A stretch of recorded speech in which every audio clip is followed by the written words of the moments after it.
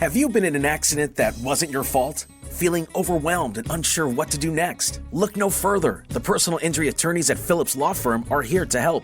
Phillips Law Firm understands that accidents can turn your life upside down. That's why they're dedicated to fighting for the compensation you deserve and to making the process as stress-free as possible. Don't wait any longer. Call now, 1-800-JUSTICE, or visit justiceforyou.com.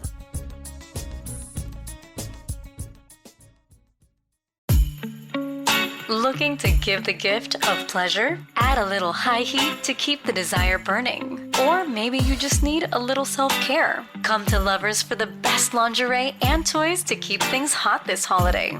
Save 20% on your purchase with Lovers Afterglow Rewards. Just mention LOVE20 at one of our 18 Western Washington locations. Offer valid with free Lovers Afterglow Rewards membership until November 30th. Some exclusions apply.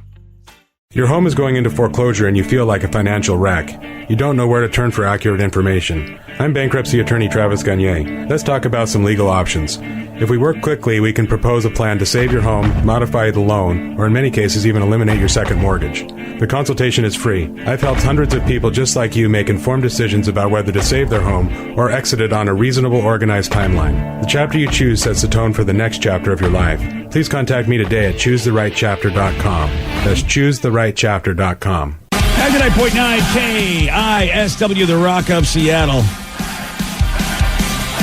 U2 opened up the anticipated opening of a Sphere in Las Vegas on Friday night in front of 18,000 fans. That's that basically big globe. Dude, to be honest with you, I thought that was just some kind of like random attraction, like on the outside, because they've made it look like a giant big ass basketball or like the globe or whatever. But I didn't know that there actually was something that you could do inside of it. I thought it was just like a visual thing you look at when you walk around Vegas. Yeah, I didn't know that either. I didn't know that actually, you go in that joint and do stuff. It's a concert venue. I had no clue. Dude, I saw some of the celebrities out there, because of course all the celebrities were there for the big first show with U2 and Aaron Paul from Breaking Bad. Oh, yeah. I saw on his Instagram, holy smokes, this thing looks like an acid trip waiting to happen. It's like you're inside the Sphere, and the entire Sphere is the video screen as the band is playing. On the inside, on too? the inside. Wow. So that all these crazy visuals will happen as the band's performing. It's bonkers. Oh, and it feels like some weird, like you're in some like weird post-apocalyptic like world. Whoa, dude, that's pretty awesome. I mean, some of the visuals are just like straight up trippy. That's cool. And it covers like the entire, like up and down, everywhere you look, there's video. Wow, that it reminds me of the tech they use to do like the Mandalorian, like Star Trek Discovery, and some of this in Star Trek Strange New Worlds, because they have the VR walls. Yeah, and that's what it really reminds me of. It's like an IMAX theater on crack. Yeah, it's insane. Look at that. It's insane. This the video you're showing me. I mean, I would think they were outside if you didn't, if I didn't know they were sitting in a venue. Yeah, if you showed me that, I'm like, oh, U2 played Burning Man, or something like that. Dude, I need to go to see this. Like, I don't even care who's performing. I want to be inside that Sphere and see a show. Go see Kiss. Oh my God! Yeah, dude. with all the fire, they'd have like fire all around you. I wish Kiss would. This might be a reason for them to make that tour go a little bit longer. Yeah, right. Yeah, this is. I mean, I guess they knew what they were doing. They built this attraction. If they want you to, if pretty much you're like, I want to go. I would go out of my way to go to Vegas to see like a band that I like perform there. I don't know if I'll ever get tickets anytime in the near future. I think it's probably impossible to get tickets to this thing. Yeah, at some point, hopefully it won't be. And it fits 18,000 people. 18,000, and you still might have a hard time getting a ticket. Oh yeah. Wow. Okay. Damn. So, 18,000 fans.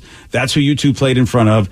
And before the show, special guests explored the newly opened Zoo Station, which is a U2 UV experience. Oh, boy. Whatever that means. And one experience was being greeted by an AI-driven robot, and it got awkward when she asked humans a question. They have created a once-in-a-lifetime show just for Sphere. U2 has turned our unique state-of-the-art venue into a technological playground for their artistic brilliance. You have to see it to believe it. Do you have a favorite U2 song? Vertigo. Fascinating. I am still trying to decide my favorite U2 song, but I still haven't found what I am looking for. That's very... Wow. That's actually, I actually like Dude, that. that's like a Siri joke. Of course you like it. You like your Siri jokes every morning. Yeah. I don't even call those dad jokes. They're Siri jokes. I wasn't expecting it, though, to be honest with you. Okay. Yeah, I really wasn't expecting her to do a joke. And so, Ed, it's you too. And you go, oh, Vertigo, you know what? I'm still looking for my favorite. And boom, hey. It'd be great if she's like, you two sucks. I'm more of a Coldplay fan. Like a total troll robot. That'd be great. Yeah, somebody said, dude, you're right, BJ. It's the same tech that they use for The Mandalorian. Oh, okay. That makes a lot of sense. Oh my gosh, man. I need to see a concert here. So that is, they call that, oh my gosh, I forget the name of what they call it for the Mandalorian. It's Trippy ass techno? Yeah, that's what it is. Yeah, I know in Star Trek they call it the VR wall, but they have another name for what they use on the Mandalorian, but it's very similar technology. Yeah, that's how they're like, actors and actresses are very excited because they get to see what we get to see, normally when they green screen, like an alien planet or something. And so that's what and they're like, dude, it is unbelievable to be able to act and actually see what the hell it makes it so much easier. And now I get to see what they see in this sphere. That's really, really awesome. So how soon until they make like mini spheres, like for movie theaters? Like, 18,000 people. You're asking, well, it has to be a super popular movie for you to be willing to sit in a place like that big. But seeing a movie like that would be pretty badass. Because IMAX is cool, but this is a sphere. Yeah, and then you'd have to shoot it that way, which means basically everything happens in front of you, but then they'd have just like whatever, the camera would just have giant, it's like your panorama when you take a panorama picture. Yep. Yeah, which would be pretty cool, especially for some of those landscape scenes. I know I was a little like concerned. I was like, not concerned. I'm not going to lose sleep over this. But you look a little worried. I know, I'm very bummed. But I was like, how does a band play this venue? You have to have this would drive your lighting and your stage production crew like up a wall to be like, okay, we're going to stop in Vegas. We're playing the Sphere. And I'm like, that seems insane. But then I realized it's like a place where you do a residency. So U2 is going to be there for, I think, 20 something shows. 25, yeah. 25 shows. So they don't have to worry about just creating this one show for the Sphere. So I guess it's like a band that'd be willing to do like a residency. Yeah, they're there till December. And you're right, Steve. At least they know what they're getting into. Next? Well, right now it looks like they also have like a movie experience with Darren Aronofsky where it's kind of like the planet Earth. It takes you all over the world, deep into the oceans, mountains, and everything. It's a whole movie they commissioned him to do that you can go watch there as well. And tickets are available. Yes. Oh, like it's not sold out. You can get them as early as tonight. Yeah. That's pretty cool. Okay. Do they supply the mushrooms, or do you have to go somewhere to get that? You have to go somewhere else. Okay. Yeah. To the corner. Yes. There's some dude outside who want to make this sphere. It's like the old lasertarium thing or whatever it is, the laser planetarium over at the Seattle Center. It's like there should be someone out there like, you want some mushrooms? It's going to make this whole experience a lot better. Right. All right, then. Yeah. I think, you know what, Joey D's, next time he goes to Vegas or whatever, that might be our destination. Joey D's is the Vegas guy. Yes or no on this, Joey? Oh, I'm in. Okay, he's in. Perfect. Oh, he's never down for a good time. Yeah. Not down, whatever. He hates everything. How much money does it cost to go to see it? Like, why would you ask questions that might make me not go? I was going to say, like, how much is it going to cost you to go see this movie? Not terrible. It's not awful. It's for October 6th, between $69 and $199. Nice. $69 to see a movie. But for other days, like Mondays and Tuesdays, it's like $49. Why are we acting like that's not a lot of money? Well, and for this is like a new technology. You guys are like, that's not so bad. I'm not dropping $70 to go see a stupid Darren Aronofsky movie. I was expecting it to be $200 minimum, so it's cheap in my head. I agree. There's a lot of seats. They got to fill this bitch. You see, these young kids know, Steve. They're already prepared to get nickeled and dimed badly. Dude, every time we went when we went to Vegas for Sarah's wedding, it was like, I'm surprised she didn't charge us to get in. Right? She didn't? I paid. Oh. You bastards.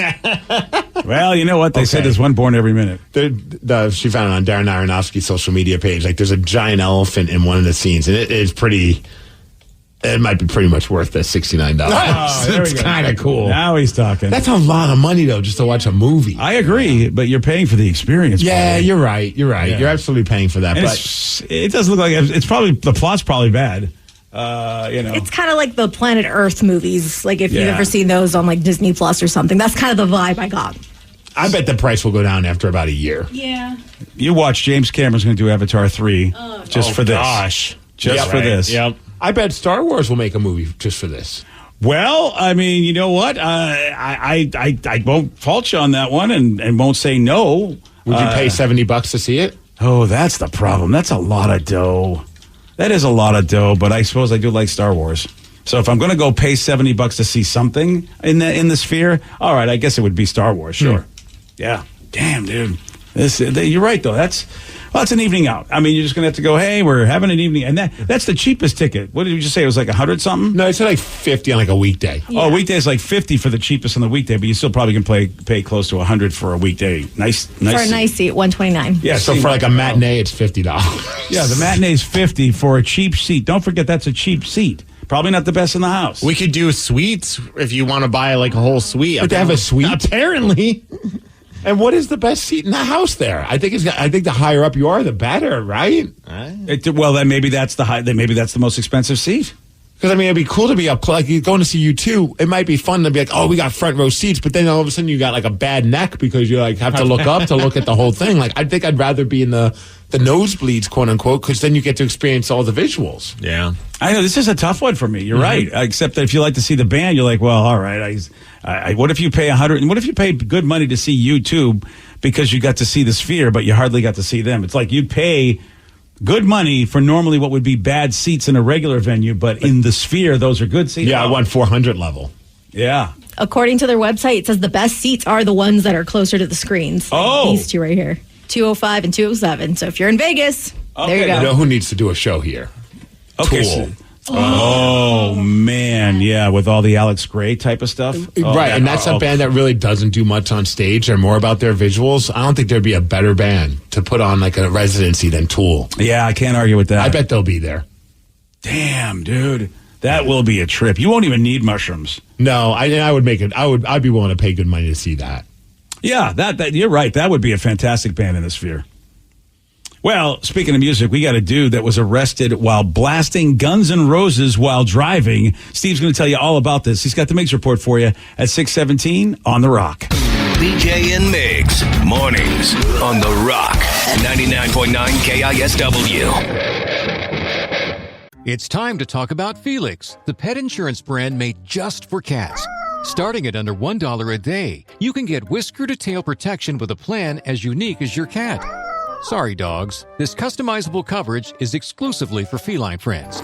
Learn more at FelixCatInsurance.com. That's FelixCatInsurance.com. Get it? Meow. Insurance is underwritten by Independence American Insurance Company and produced by Independence Pet Group. Pre-existing conditions are not covered. Visit FelixCatInsurance.com/terms for all terms and limitations. 99.9 KISW, The Rock of Seattle, presenting Foo Fighters at T-Mobile Park on Sunday, August 18th. Oh, man. That's going to make for a rough Monday, but worth it. Yeah. I don't know if I get enough time to plan for this, so I'll have to. This is going to be fantastic. All week, you can listen between 6 a.m. and 10 p.m. to get the code word. Then text it to 206-803-ROCK for your chance to win tickets to the show. All right, what's the code word? All right. 647, buddy. Oh, I have to wait? You have to wait. You son of a bitch. Yeah. Sorry, buddy. I was about to text 647. No, that's not the code word. But at 647, we'll give you the code word. If you want more info about Foo Fighters, T-Mobile Park, Sunday, August 18th. I think that's next year. We got a few months. Get all the details at KISW.com. Well informed on the issues of the day? Not this guy. Live from the KISW News Center in downtown Seattle, this is the Migs Report. Well, thanks, you guys. Thanks to Palace Law for giving us the Migs Report. And today, it's going to be a tough day for Danny V. And also Joe. And also Sarah. It's World No Alcohol Day. Oh, drink your water. Yeah. There's a Seahawks game tonight, fellas. I have to. What? It's too bad. You can't drink. It's right here on the piece of paper. Dang it. World No Alcohol Day, boy. But it is also National Blue Shirt Day, so what better day to celebrate it than by wearing blue shirts for your Seattle Seahawks? Blue Monday. But I guess it's the reason behind it is it's World Day of Bullying Prevention. Oh, that's nice. Yeah, so wear your shirt to show some support for not bullying people. Unless you're a member of the Seattle Seahawks and you're taking on the New York Giants, then bully those bitches. Bully them bitches. That's the only time where it's okay, right? All right. I'm 100% behind you. And it's National Name Your Car Day. You guys have names for your cars? You know, I used to, but not for not the latest one. I thought you named it after your brother's middle name. Yeah, that is his name. Yeah. You have no idea. What is it again? No idea. With my new car, I don't have a name yet. Same. My old car was Black Betty. Black Betty. Exactly. But I don't have one for my new one either. Danny name? Not this one that I have currently. My first truck that I got was named Dexter. Dexter. Yeah, nice. of course. Yeah. That's because he used it for killing people. No. Okay. Or the singer of The Offspring. But either way. He'd wrap him up in cellophane. Joe? I do not have a name for my car either. You should call it Joe Jr. Okay, I like that. I don't know why. Take a ride in Joe Jr. That's not. Don't say that to the ladies, Joe. Would you ladies like to ride in Joe Jr.? I mean, it's awesome. No, we don't want to ride in any. No, we're leaving now. All right, well, there's a guy in New Jersey. Maybe his car's name is Axel because he came up with a very interesting way to turn himself into the cops. He drove himself into a police station last month while blasting Guns N' Roses. Welcome to the jungle. His name is Axel, right? No, his name is not Axel. I said he should name his car Axel. Oh, there we go. All right. You know where you are? You're in the jungle, babe. That's right, Axel. The car, that is. Unfortunately, nobody died. Except for Axel's voice. Right there. Oh, sorry. Here's the crazy part. So he plows into the police station. Yeah. And you're like, okay, why are you doing this? But yes, he was turning himself in. He got out of the wrecked SUV. He threw his hands in the air like he was celebrating, and then he got arrested. Nobody got hurt, though. Wow. That guy was on something. Also, he, I guess, plowed in that same SUV into somebody's garage door minutes before he did that to, quote, scare and harass them. This guy's very honest with what he does. Whoa, dude, this guy. Nobody was hurt in that situation either, but he is in trouble. Facing, this is quite the charge that he's getting. First-degree terrorism. Whoa. That's a big word. That could be 30 years in prison. Yeah, well, okay then. BJ, I don't want to spoil it for you, so hopefully you already watched it. But Friday night was the Miss USA pageant. Oh, okay, I have it taped. Don't Am I going to spoil this for Sarah? I know she doesn't want me talking about Survivor. Am I okay to talk about Miss USA pageant? If those that don't know might want to tune out, but if you do know, it was Miss Utah, Noella Voigt. I bring all this up because the announcement for this woman becoming Miss USA might be the worst job by the hosts ever. They never call her by her actual name. They just keep calling her Utah. Like they don't know what her name is. Oh, that's horrible. Here's the audio of it. And now, Miss USA 2023 is Utah! Congratulations, Utah! Miss Utah, take your first walk as the new Miss USA! Ladies and gentlemen, what an amazing night! That's right, congratulations to all of our contestants and to our new Miss USA, Utah! Good night, everyone! Utah! Is that how they always do it? Are they trolling her? Is that how they always do it? I don't know, but I think we would have heard about this if that's how they've done it before. That's so weird. I mean, to not say her name ever is just weird. Especially at the end where it was a perfect opportunity. I can understand at the beginning, you're hyping up the fact that she's Miss Utah, but then at the end, we're like, Utah! They don't even say Miss Utah. That is so bizarre. You're right, dude. That's very weird. Strange. Plus, I lost $50. I had all my money on Miss Hawaii, who came in second. Oh, yeah. Hawaii. If you want to win the Powerball, today's the day to try and win it. Let's do it. Oh, my goodness gracious. How much? $1 billion. No one won it on Saturday night, so it's up to over $1 billion. All right. Is anybody playing? No. Joey D's? I'll buy us some tickets. Let's do it. Go, Joey. All right. Woo. I bet Miss Utah will be interesting if you win $1 billion. Utah! Do we have to talk about the Mariners? Well, I owe you breakfast. So does Mitch. Today, yeah. Today? Oh, today's the day? Well, I'm hungry. All right, fine. I made the bet. I feel like, can we delete that video off of Instagram? No. Then it didn't shut up. I want breakfast. I got myself a nice Sammy coming my way. Man, Friday night, things were looking. Was it Friday night when they won that game right at the end? Yeah. That was awesome. I'm feeling good about things. On Saturday, got Luis Castillo on the mound. Yeah. I don't think he knew that he was supposed to pitch that day because things did not go very well for him. No. Then they lost, and then Arizona lost. and then it was just over. Yeah. And then they won yesterday, of course, like the Mariners. They won 3 out of 4. I mean, but unfortunately, because of what had happened before, they really needed to win 4 out of 4. Problem was also, though, I mean, not that who knows how things would have ended up, but Houston also beat Arizona yesterday as well. So it wasn't going well for the Mariners, and it's done. But man, some big apologies coming out from Cal Raleigh. I don't know if you heard. I saw the statements he made that warranted those apologies. Okay, so here's the statement that led to him apologizing. So we have the audio of him after that loss, talking about how frustrated he is that the team's not going to the playoffs. There are high expectations, and it didn't happen. And here's what Cal Raleigh had to say that eventually the next day after he apologized for. We'll see what happens this offseason. Hopefully we can add some players and become a better team. You look over in the other locker room right there, they've added more than anybody else, and you saw where it got them this year. So there's more than one way to skin a cat, that's for sure. But going out and getting those big names, people who have done it, people who have been there, people who are leaders, people who have shown time and time again that they can be successful in this league is definitely would help this clubhouse, would help this team, would maybe help those little things, that we need. Apparently that pissed some people off.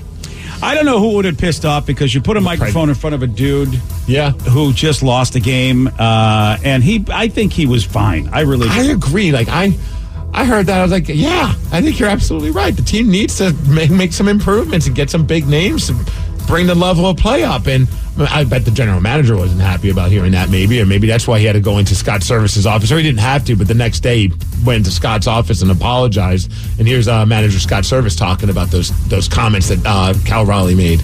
Is an opportunity to be a big-time leader for us, not just on the field, but in the clubhouse as well. And part of being a leader is, understanding where you're at, being able to control your emotions at those times. And I understand, too, that your words are powerful. You do have a voice, and we listen to our players. I know I always do. So understand the frustration. Cal was the first guy in this morning and in my office, and you talk through it on where he's at. There's a better way to go about those things. I didn't think he went about it all that bad, but Carol also did a statement saying, obviously, yesterday was a really emotional day for everybody. I just want to apologize to my teammates, my coaches, and fans. It wasn't the time to talk about what ifs in that scenario. That being said, I do love this part. I'm not going to apologize for wanting to win and wanting to bring a World Series to the city. They deserve it. The fans do, and our organization does, and I'm committed to doing that. Yeah, the only thing that would be negative about what he said is that if you're going to bring in new players, that means you got to get rid of the players that aren't doing so well, and that might hurt their feelings. That's the only reason I would think he should have to apologize. Play better then. Yeah, I'm with you on that. You know who also? They interviewed J.P. Crawford after, and even though Cal Raleigh's apologizing, he's like, no, I agree with Cal. Cal had some great comments yesterday. I know there's a big controversy about that earlier this morning, and I'm with him on that. I think we need to go out there and really make a move to help this team win. And however it means doing that, I mean, they just got to do it. I love J.P. Crawford. He also had this to say. Let's go! That's exactly it. Yeah, there's a lot that can be said about the Mariners. I mean, a lot of people are like done with Scott Service. They're done with the front office and Dipoto. It's just like, how much longer are we going to give these guys? That seems to be the question we have for every GM and every manager we have when we have moments like this. One game away. I mean, or maybe 2 games away, depending on tiebreakers. So frustrating. Yeah, and in trading away Paul Sewell, I said it at the break. I said at the trade deadline, don't bother trying to get hitters.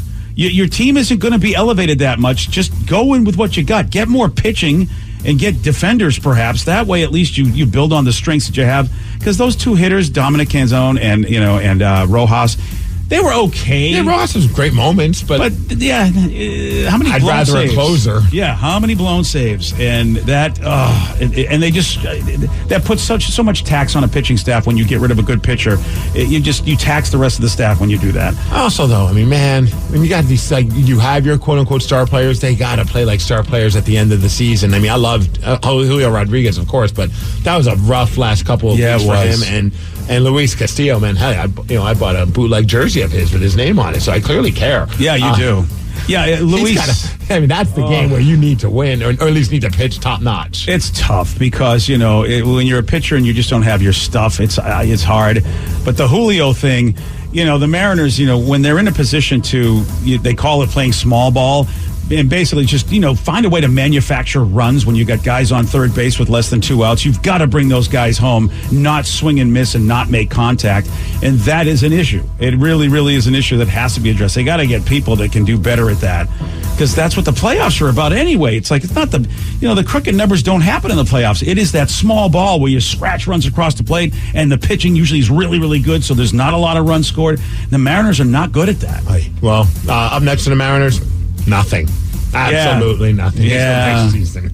But tonight, we can hopefully turn around our sour mood about Seattle sports, and we'll see the Seattle Seahawks take on the New York Giants. That game is on Monday Night Football in New York. The big return for Jamal Adams. Let's hope he lasts the whole game. Yeah, that's all. That's the success right there. Last the whole game. Don't get hurt. And hopefully the team wins as well. That's most important. Yeah, kind of a homecoming, right? Because he's playing on the field that he used to play on way back in the day. I mean, obviously he played with the Jets, but they share that stadium. So, he's going back, quote-unquote, home. Yeah. But it's going to be a fun one to watch, I hope. Yeah, at least he can't say he doesn't, feel comfortable with the stadium. It's like he should feel comfortable. As far as weather, it's going to be rainy today. A high of 57 degrees thanks to Beacon Plumbing, Heating, Electrical, Septic, and Mechanical for giving us the Migs Report. And that's what's up. Oh, on Friday, Steve eventually got this one right, but he ran out of time. What is the name of Scooby-Doo's nephew? Shaggy. No. Shaggy Doo. No. Oh, wow. Not that Scrappy. Yeah, but Shaggy. it's too late. Oh, you. Thanks. I love that. Support just oozes out of you. I loved it because you're such an advocate for Scrappy Doo being an important part of that universe, and I think Scrappy was the worst thing to happen. And the fact that you forgot his name, fitting. Poetic. You want a shot at beating Steve? You got it. 206-803-ROCK. We're playing Beat Migs. We'll do that at 6:50 on The Rock. Today's podcast is brought to you by bankruptcy attorney Travis Gagne, who's ready to answer your questions about bankruptcy. Travis, is it true that if you filed for bankruptcy once, you can't file again? Even if you filed bankruptcy before, you can almost certainly file bankruptcy again. Different types of bankruptcies have different time limits between filings. In Chapter 7, full bankruptcy, you can only file Chapter 7 once every 8 years. However, you can almost always file a Chapter 13 case. Chapter 13 cases can be filed immediately following a Chapter 7. They can be filed immediately following a prior Chapter 13 case. Chapter 13 is a reorganization plan, so there will be some type of monthly payment, but it's based on your budget and your ability to afford that payment. So Chapter 13 is an option in almost all cases, even with a prior bankruptcy filing. Thanks, Travis. If you have more questions about bankruptcy, you can reach out to Travis anytime at choosetherightchapter.com. That's choosetherightchapter.com. Thanks for listening. This holiday season, make your journey memorable with Travel Centers of America, where our motto is simple: return every traveler to the road better than they came. Avoid any hassle and stop at our one-stop shop for all your holiday travel needs. Fuel up, indulge in delicious snacks, and dine at one of our full-service restaurants. Hit the road with peace of mind knowing we've got you covered. For more info, go to ta-petro.com. Travel Centers of America, your road to happy travels. From the very beginning, your kids mean everything to you. That means you'd do anything for them, especially if they're at risk. So when it comes to type 1 diabetes, screen it like you mean it. Because even if just one person in the family has it, your child is up to 15 times more likely to get it too. Screen it like you mean it. Because type 1 diabetes can develop at any age. And once you get results, you can get prepared for your child's future. So screen it like you mean it. Type 1 starts long before there are symptoms, but one blood test could help you spot it early, before they need insulin, and could lower the risk of serious complications like diabetic ketoacidosis or DKA. Talk to your doctor about how to screen for type 1 diabetes, because the more you know, the more you can do. So don't wait. Tap now or visit screenfortype1.com to learn more. Again, that's screenfortype1.com. Screen it like you mean it. When making a real estate purchase, partner with an agent who is a realtor. We're experts in what we do, with access to exclusive tools and proprietary market data. We're Realtors, members of the National Association of Realtors. That's who we are. Transit is better with an Orca card. Here's why. 1, it's easy. Just tap and pay your way onto Metro and all other public transit around the Sound. 2, your tap shows us when and where you're riding the most, so Metro can serve you better. And 3, Orca cards are for everyone. 18 and younger now ride free with a free youth Orca card. So what are you waiting for? Get an Orca card, tap for transit, and make your ride count today. Visit kingcounty.gov/tap for transit. Have you been in an accident that wasn't your fault? Feeling overwhelmed and unsure what to do next? Look no further. The personal injury attorneys at Phillips Law Firm are here to help. Phillips Law Firm understands that accidents can turn your life upside down. That's why they're dedicated to fighting for the compensation you deserve and to making the process as stress-free as possible. Don't wait any longer. Call now, 1-800-JUSTICE, or visit justiceforyou.com.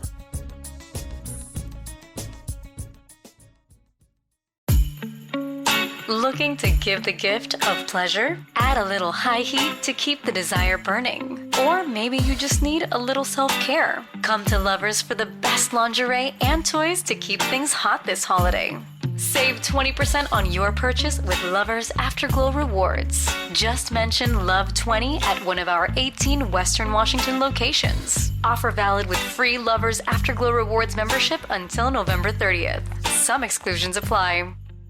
Your wages are being garnished. We can stop that now. It's hard enough to pay your bills when things are good, let alone when a big chunk of your take-home pay is gone before you even get your check. I'm bankruptcy attorney Travis Gagne, and I can stop the garnishment and get the creditors off your back immediately, often the same day as our consultation. Both Chapter 7 and 13 provide bankruptcy relief, but choosing the right chapter is crucial. In a free consultation, we can create a plan to get your finances back under your control. The chapter you choose sets the tone for the next chapter of your life. Please contact me today at choosetherightchapter.com. That's choosetherightchapter.com. 99.9 KISW, the Rock of Seattle, presenting Foo Fighters at T-Mobile Park on Sunday, August 18th. That's next year. Yeah, we can't go back in time. No. So you have time to prepare for this. And you know what? You might even get free tickets. All you got to do is listen all this week between 6 a.m. and 10 p.m., and we will give you the code word. Once you get that code word, text it to 206-803-ROCK, and that is your chance to win tickets to the Foo Fighters show. All right, here's the code word, Steve. You wanted it. Give it to me. I know, last time you got mad at me, I didn't have it, but now I have it for you. All right. The code word is hero. Hey, get it? Because that's like a song, one of those. The code word is hero. So text that code word right now for your chance to win tickets. Hero. You want more info? Go to KISW.com.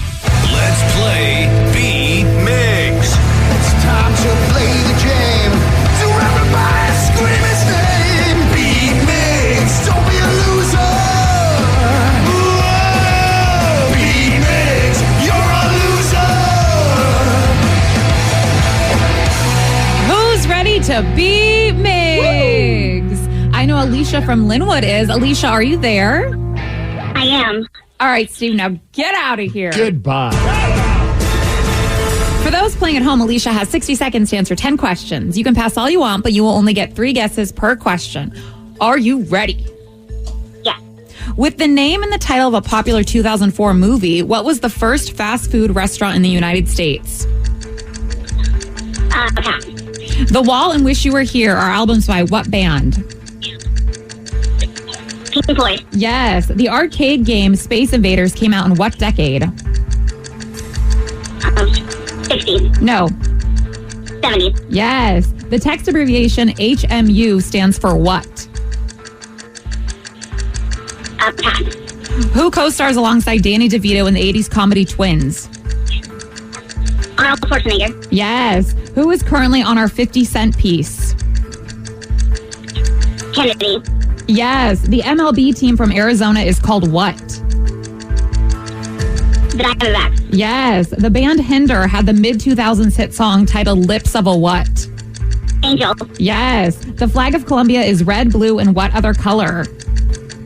Yellow. Yes. What vegetable are vampires afraid of? Garlic. Yes. With the name and the title of a popular 2004 movie, what was the first fast food restaurant in the United States? McDonald's. What was that? McDonald's. No. Yeah. You get 7 correct, though. All right, not bad. We had a hard time understanding her 8. because of that funny phone line. Yes. She's that chipmunk. I know. At first, I was like, wow, is her voice just like that? And I was like, oh, wait, no. No, it's not. Yeah, that damn And you- phone line. You got 8 correct, Oh, man. actually. Really, honey? Thank you so much. That's why you're mad. Yeah, I wish I could understand what the hell just happened there. I She's don't. Alicia Chipmunk. Yeah, Alicia. She is. Yeah, Alicia's on that funky phone line. Yeah, I'm just picturing her as a little chipmunk, and it's adorable. Steve, are you ready? I kind of have that kind of a voice. I'm sorry. Oh, it's not your fault, whatever you just said. No, it's our phone, Alicia. It's you us. sound normal to No, yourself. it's not. She's like that anyway. It's okay. Well, you sound like a chipmunk, Yeah, too. you guys sound more like a chipmunk. Okay, They're a chipmunk couple. It's adorable. Am I playing Alvin and Simon? Yeah. Where's Theodore? Yeah, I'm telling you, man. This phone line is. You know what? You want to irritate me on a Monday morning? This is the way to do it. A phone line that we've Love you, complained about. BJ. No, it's not you guys. You're not irritating me. It's the damn phone line. You can't even hear how you sound. You guys sound like Steve said, like chipmunks. And we have talked to the company about it so many times, and it's just like I still think the chipmunks are going to win, okay? Yeah. It's not you. Is it It's us. better? Yeah, Alicia. No, Alicia, you can't do anything about it. It's on our end. Yeah, our phones stink. It's not you guys, and so don't. I'm not mad at you at all. I'm mad at the company, but what are you gonna do? Okay, Steve, you ready? Yes. With the name and the title of a popular 2004 movie, what was the first fast food restaurant in the United States? Wow. What the hell? Good What was the question again? With the name and the title of a popular 2004 movie, what was the first fast food restaurant in the United States? McDonald's? No. Big Mac. No. What? Big Mac. Burger chain. No. Okay, then. The Wall and Wish You Were Here are albums by what band? Pink Floyd. Yes. The arcade game Space Invaders first came out in what decade? That would be the 80s. No. 90s. No. 70s. Yes. The text abbreviation HMU stands for what? Hit me up. Yes. Oh, Who nice. co-stars alongside Danny DeVito in the 80s comedy Twins? Arnold Schwarzenegger. Yes. Who is currently on our 50 cent piece? Franklin. No. Washington. No.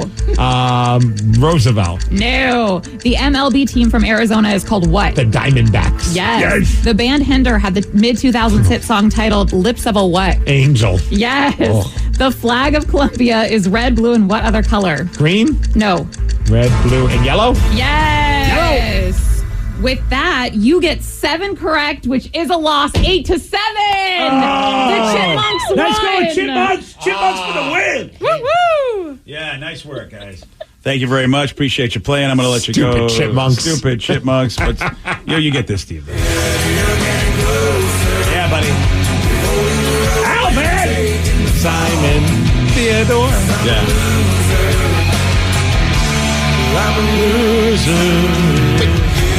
I have a question. Didn't you say that they got 7-2? Because you corrected yourself. Yeah, and then I corrected myself I again. recorrected yourself. I didn't hear you recorrect. Okay. I did. Counting is hard, okay? Song is already played. Daddy, be quiet. They did get correct is they knew that JFK is on the 50 cent piece. Yeah. And I don't remember the last time I saw a 50 cent piece. I know, it's been a while, actually. Yeah, I can't remember the last time I saw 50 Cent. He was just in town. He was. With the name and the title popular 2004 movie, what was the first fast food restaurant in the United States? Is it Sonic? No. Oh. Wendy's? Harold and Kumar. White Castle. Oh, man. That's actually a pretty clever question. Thank you. Can I hear the question again, though? I'm a little upset about that question. With the name and the title of a popular 2004 movie, what was the first fast food restaurant in the United States? Did you say within the name? Or when the name? Oh, With the name and the title? with the name in the title. Okay, you're right. That worked. Yeah, suck Yeah. it, BJ. That's kind of a weird thing for a daughter to say to her dad, but okay, let's go with it. I just want to make sure I heard the question right. No, you actually, you put it perfectly. Yes, I did. That's so funny, the difference of two worlds. I'm like, that was a clever question. He's like, I'm really pissed at this question. Well, because I thought the whole movie was named off of that, but I heard the question wrong. Yeah, I couldn't. Oh, my White brain Castle. could not connect that question with the hint at all. I was just like, I don't know what the hell you're talking about. Yeah, and then you said Big Mac. Yeah, I don't know. I was thinking about Super Size Me. Oh, okay. And I don't know why I said Big Mac. I should have just said Super Size Me. 2004? That's a long time ago. Harold and Kumar is that long ago. Oh, yeah. Damn, dude. We're getting close to 20 years old, that movie. Still one of the greatest films of all time. Whoa, it's a good movie. It is. I mean, I wonder if it stands the test of time. I mean, you're talking 20 years now, but it's a good. I enjoyed it. Everyone still loves weed and White Castle. Well, look, I'm not going to argue with you, but sometimes when you get older and you think everybody should love something, and then you go, "What do you mean you don't love this?" And everyone should love Neil Patrick Harris on a unicorn. And PH, baby. Yeah. Yeah. He's going to be playing an iconic villain in the new Doctor Who series coming out. So very excited about that. So NPH in the house. I do want to bring this up very quickly. We've been lamenting the Seattle Mariners because, of course, they they were one game shy. Yes. I want to just give a moment of silence, and this is just a troll to Jason. What's his nickname on the men's room?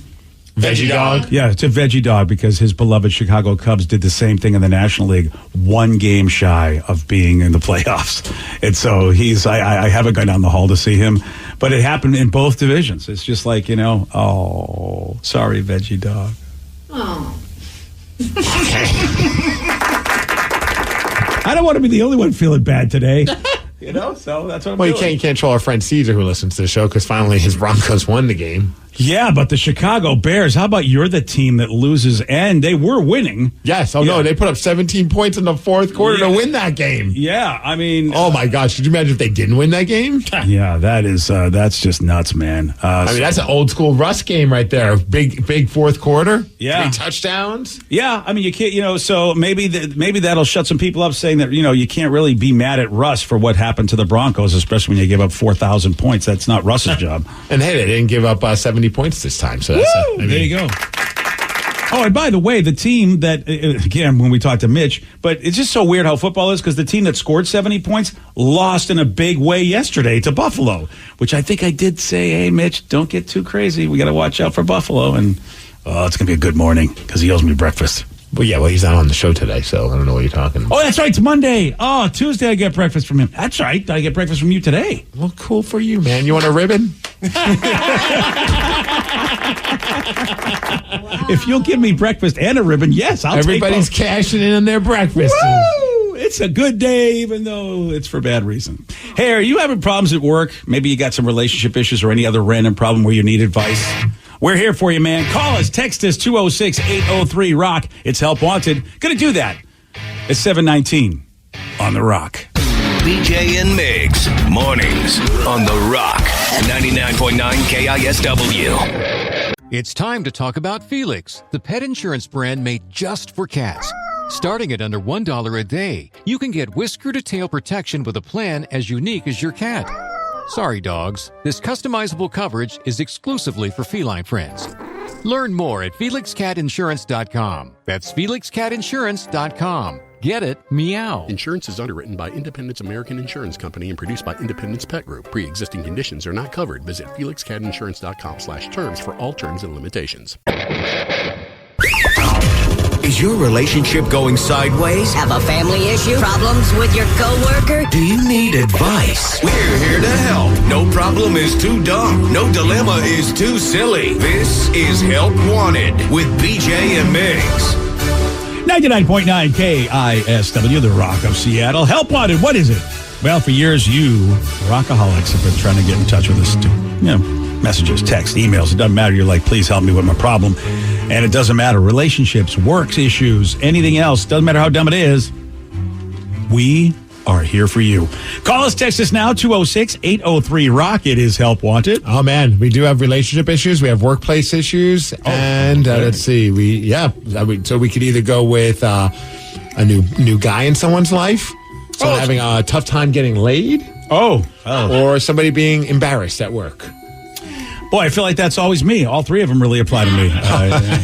On a Monday. Yeah. That sums up your Monday. Let's, you know what? Let's try the tough time getting some action. Oh, wow. Of all the ones. I know what that's like. My whole life has always been a tough time of me getting action. All right, fine. We'll see what happens. I don't know how much we can help them with, but they said via text, I'm having a tough time getting laid.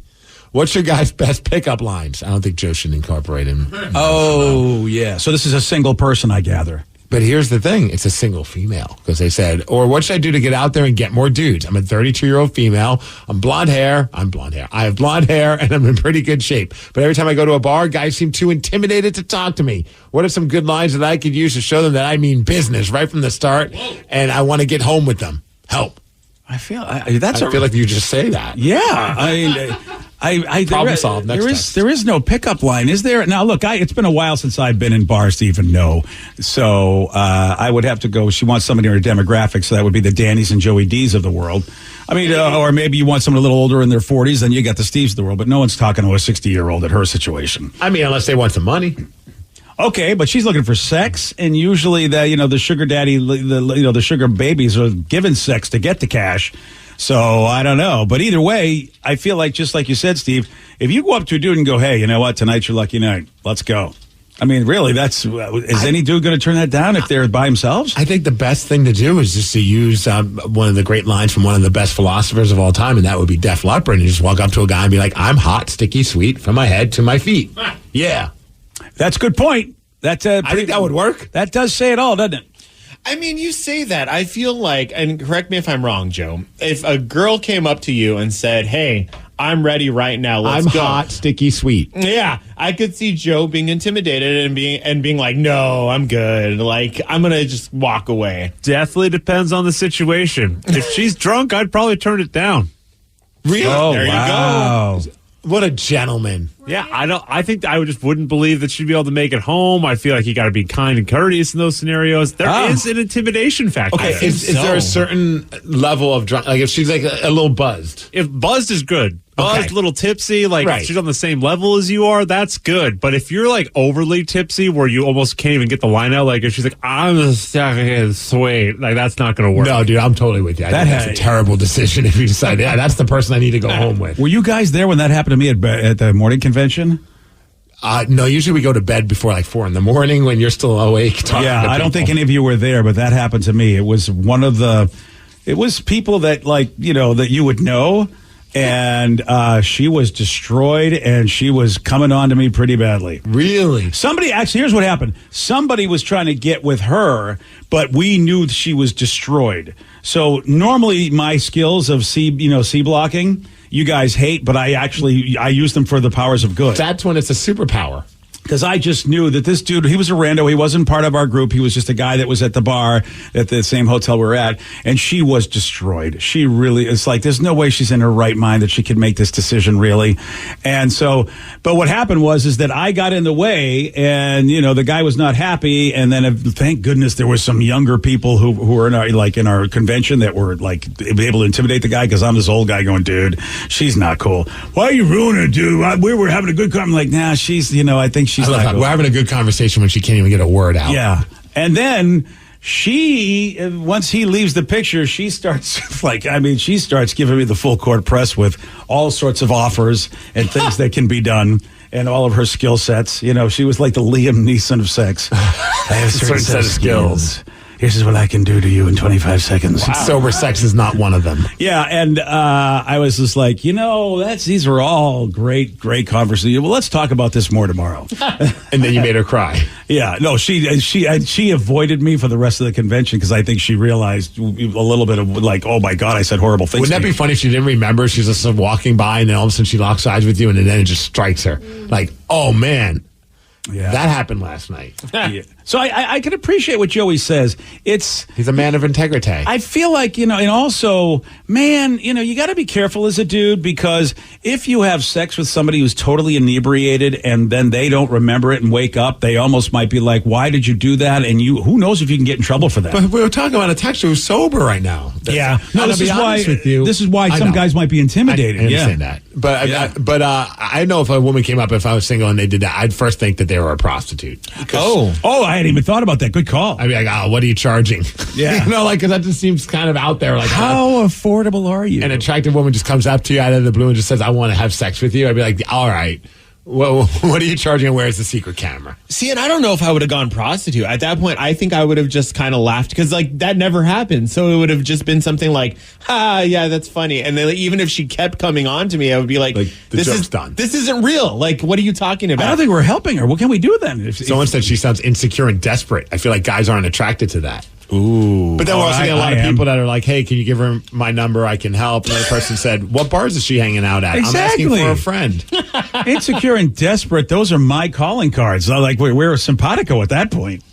I mean, I don't know. I don't think there's a line, but can't you just have a conversation after, like, yeah, I'm really enjoying our time together. You want to keep it going? I mean, I think that's a good way to go, right? Is that what is that your line? Is that how you do it? Well, I'm not a female that's attractive and going up to horny dudes. Yeah. If I was, I don't think I'd have to say much. I'd just bonk them in the head and be like, let's go. Yeah, that would be your standard delivery system. Yeah. It is odd. I guess it's not as easy as we thought it would be. Well, a lot of rockaholics are here to help, apparently, so we can pass on all these rockaholics. But see, these are guys that say that. But then again, look, what if you're in the bar? I don't know. Maybe there are dudes that are just. I feel like apps can help, can't they as well? If you're on an app, where you go, hey, look, just swipe on all the dudes, they'll be there. But maybe she's old-fashioned. She just wants to go to a bar and hook up with someone and not use an app. All right, well. I can give you a line she definitely shouldn't use. What's that? I had a woman walk up to me at a bar once and go, hey, settle this argument for me. Who would you rather have sex with, your mom or your dad? Oh, that is a horrible. What? Yup. That is a horrible line for. So is that that was her way to kind of break the ice with you? That's how she broke the ice. And then was she attractive? She was attractive. And she went on a good 15-minute rant about why she would have sex with her own mom. Okay, that's no. Do not recommend. Well, I mean, I don't know if there's. That's a tough question. I kind of like that she came out of the left field with that question, though. Okay, it's one thing if she asked the question to you, it puts you in an awkward situation. But for her to go, let me tell you who I'd like to have sex with my parents. It's like, dude, do you realize how like you're crazy sounding? Yeah. It's. I bet she's incredible in the sack. That was in the back of my mind, Steve. I didn't tell her to leave. Not immediately, at least. Did she have any other questions? No, that's as far as I got with her and her friend, who then wanted to talk about how she would have sex with her own dad, which I thought was Wait, so her friend also had an answer? Yes. They're effing with you. They were totally effing. They had to be. That's what I thought, but they never left. I had to leave. They probably wanted to see how long they could go before you gave up on them. Well, it was 33 minutes, so good on them.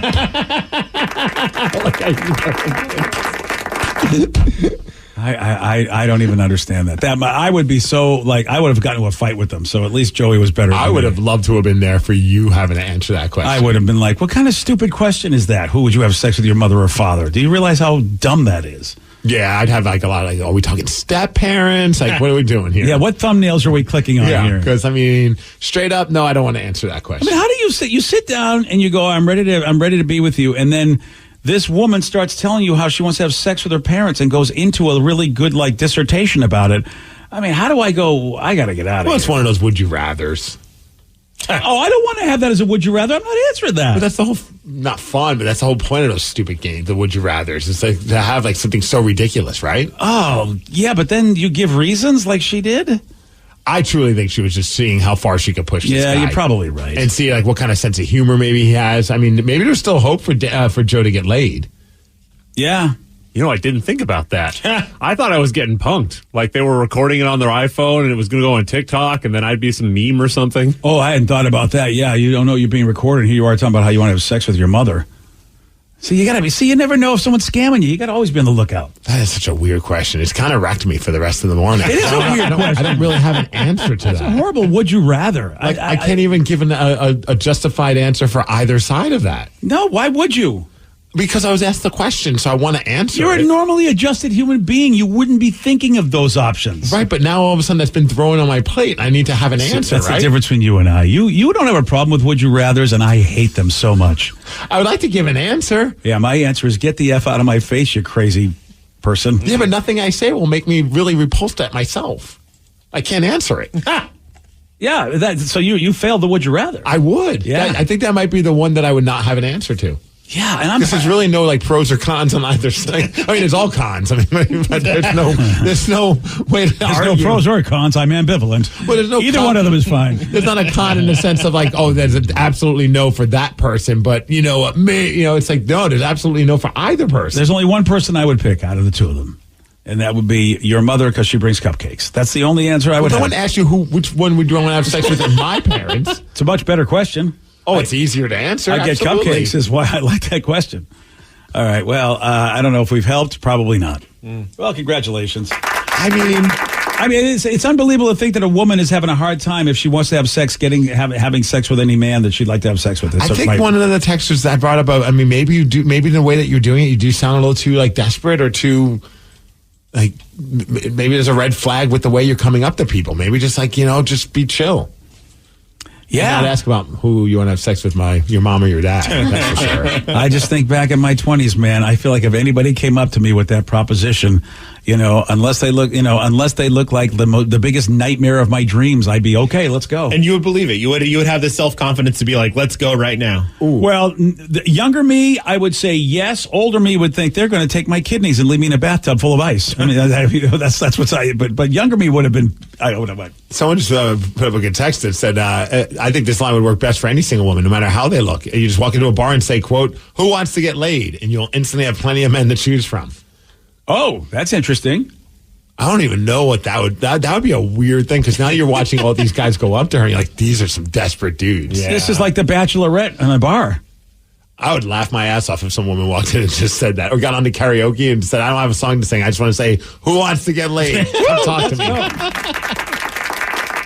Yeah, that's not a bad way to try. Try that. I think I like that. Try that. See how it goes. Try that and text us back and let us know. Please let us know. It can't hurt. Yeah, everything else hasn't been working. Or just tell us where you're going to be when you do that, so that way we could all come and watch. Oh, I would be so happy. I would go out to see that. Yep. Yeah, that's a great idea. That is a really good idea. Danny and Joey, you should invite her to the next emo night. All right.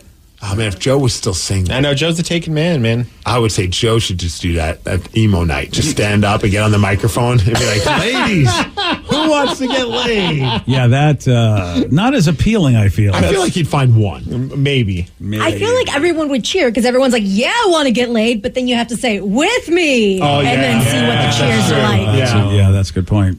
High of highs, low of lows. Yeah. Well, good luck to you. Keep us posted.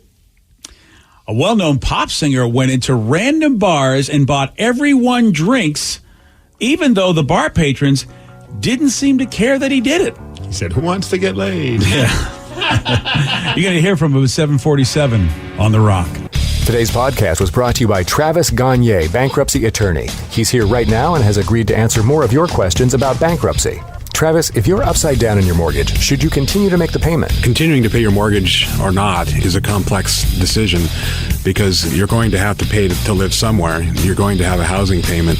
So continuing to make your house payment really depends on several factors. One is whether or not you have a second mortgage. The second one is how affordable your ongoing monthly mortgage payment is. Another issue is whether your mortgage is adjustable and you're facing an increase in your mortgage payments later on when interest rates go up. If you do have a second mortgage in this economy with the housing prices being down, oftentimes we can take off or strip off that second mortgage in a Chapter 13 case so that you'd only have the first mortgage to continue to pay. Thanks, Travis. If you have more questions about bankruptcy, you can reach out to Travis anytime at ChooseTheRightChapter.com. That's ChooseTheRightChapter.com. And thanks for listening. This holiday season, make your journey memorable with Travel Centers of America. Visit our one-stop shop for all your holiday travel needs. Fuel up, get snacks, and dine at one of our full-service restaurants. Hit the road with peace of mind knowing we've got you covered. Travel Centers of America. From the very beginning, your kids mean everything to you. That means you do anything for them, especially if they're at risk. So when it comes to type 1 diabetes, screen it like you mean it. Because even if just one person in the family has it, your child is up to 15 times more likely to get it, too. Screen it like you mean it. Because type 1 diabetes can develop at any age. And once you get results, you can get prepared for your child's future. So screen it like you mean it. Type 1 starts long before there are symptoms. But one blood test could help you spot it early, before they need insulin, and could lower the risk of serious complications like diabetic ketoacidosis or DKA. Talk to your doctor about how to screen for type 1 diabetes, because the more you know, the more you can do. So don't wait. Tap now or visit screenfortype1.com to learn more. Again, that's screenfortype1.com. Screen it like you mean it. Some companies are big, others are small. To Robert Half, their hiring needs are equally huge. At Robert Half, our specialized recruiting professionals elevate their expertise with proprietary AI tools to transform candidate discovery, assessment, and selection. Whether sourcing talent locally or in any geography that works for you, Robert Half can pinpoint hard-to-find candidates in finance and accounting, technology, marketing and creative, legal, and administrative and customer support. At Robert Half, we know talent.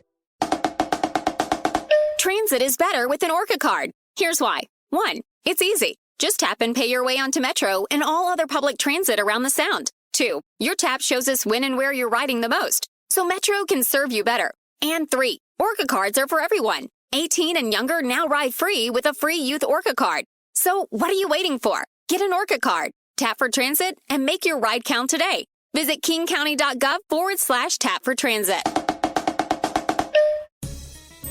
Have you been in an accident that wasn't your fault? Feeling overwhelmed and unsure what to do next? Look no further. The personal injury attorneys at Phillips Law Firm are here to help. Phillips Law Firm understands that accidents can turn your life upside down. That's why they're dedicated to fighting for the compensation you deserve and to making the process as stress-free as possible. Don't wait any longer. Call now, 1-800-JUSTICE, or visit justiceforyou.com.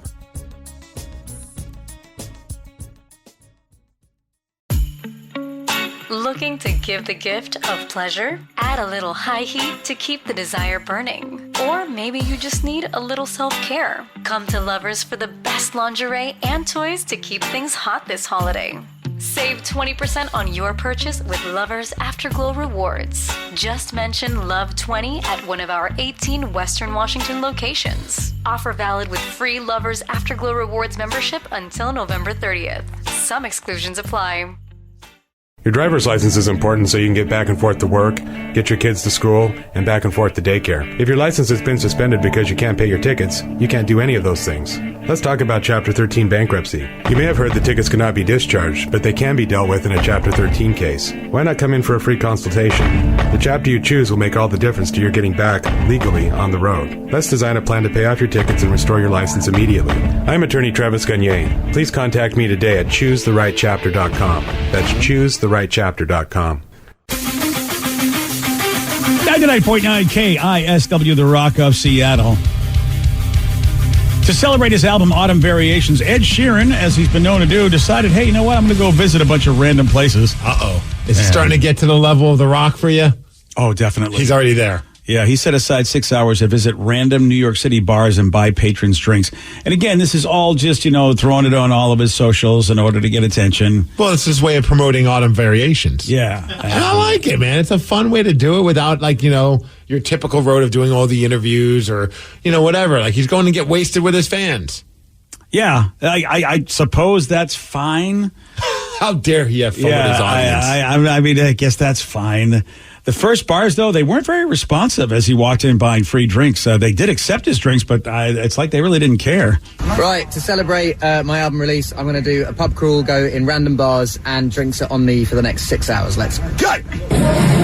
We're in the first bar. I'm on the first drink. I have got everyone a drink in the bar, but we're not there yet. We're not there. We started out in these bars, and people are finishing work, so we are going to the place where people want to go for it. You know what? I bet he went to a bunch of those stupid the bars that all the Wall Street folks go to afterwards. So they're unimpressed because they're rich as F and they're just there.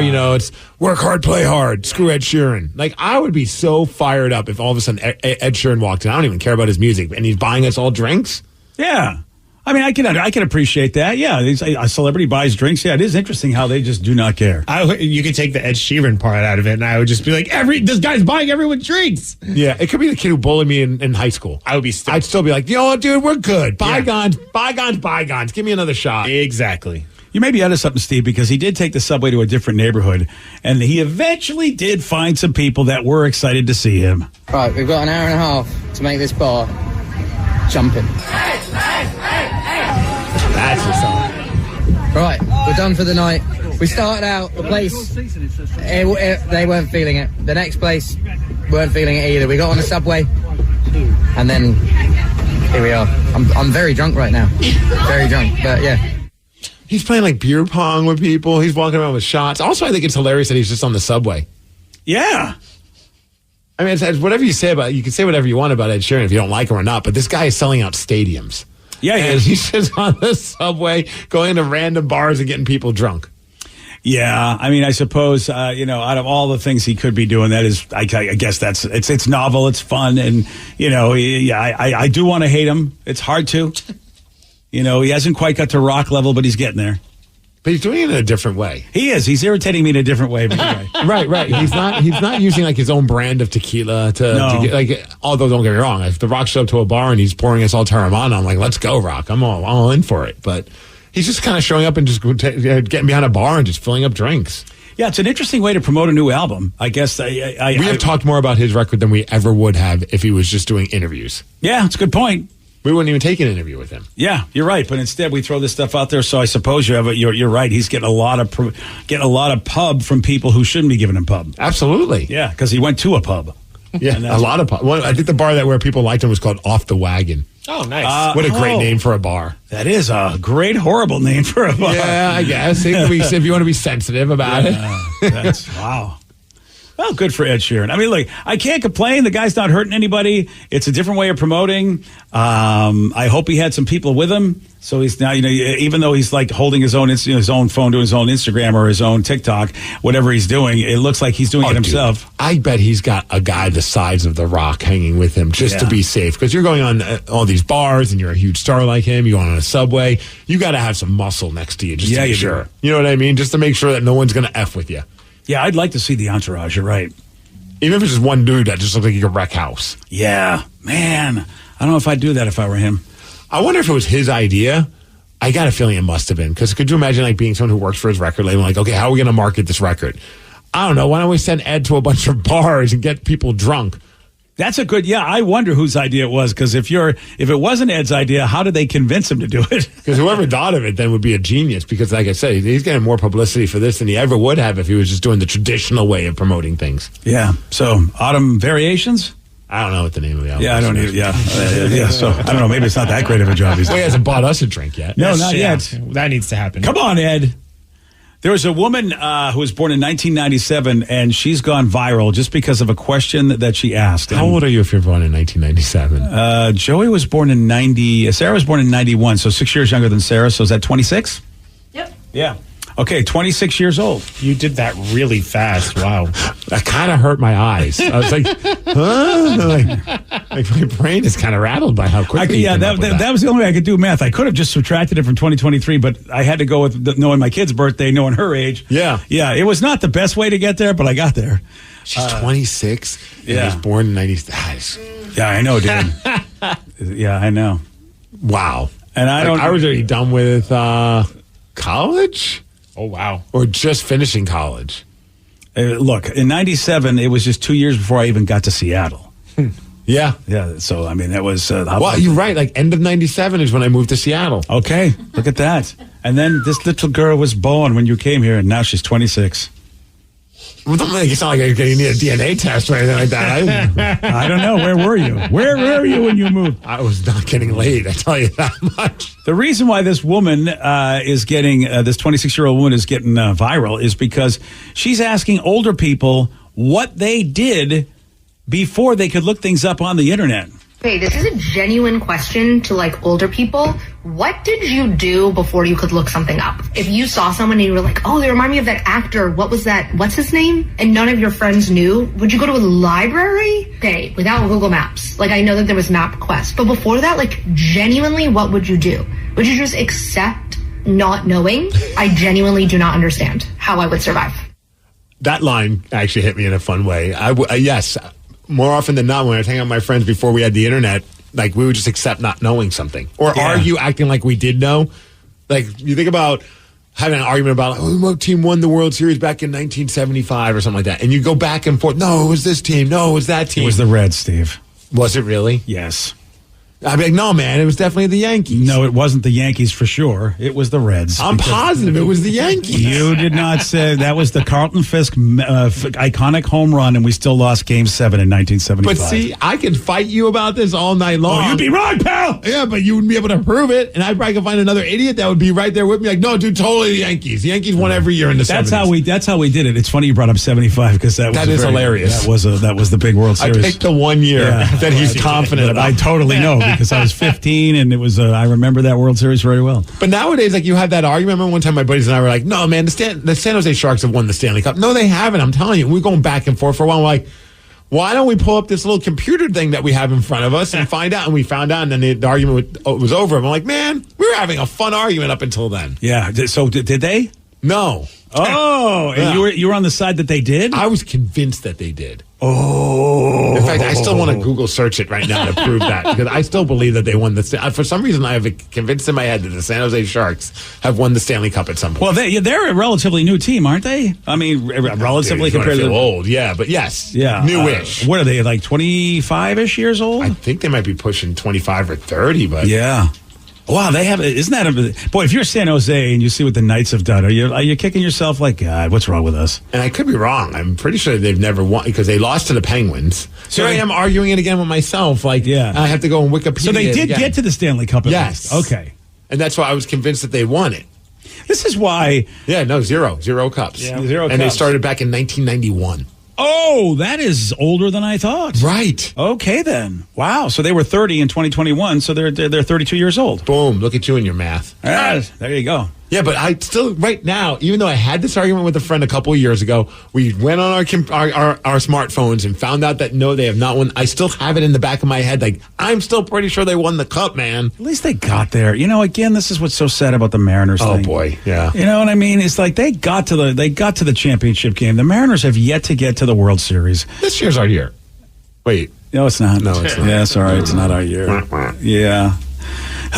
You know, and it's you're right. I think it's cool that she doesn't think she has the ability to deal with the fact that she just doesn't know something, which is we all had to deal with that. We like you said, we fought about it, we argued. Maybe we got lucky enough to get to an encyclopedia or something that would help us get the answer. Because imagine being at a bar and be like, that's it.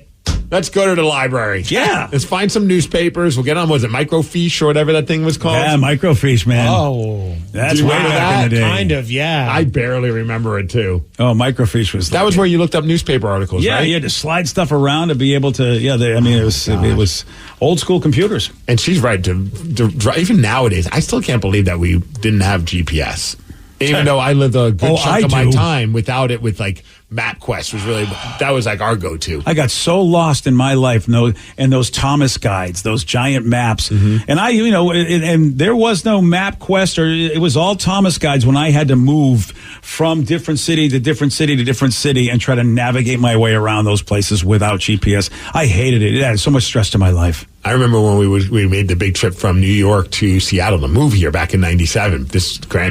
Shocking, there was no GPS back then. But my buddy, he's the one who grabbed, he called, or he must have called. I don't think he even emailed it at the time. He called AAA, and they send you like a little brochure, and it has like a way they map it out for you. Do you know the name of it?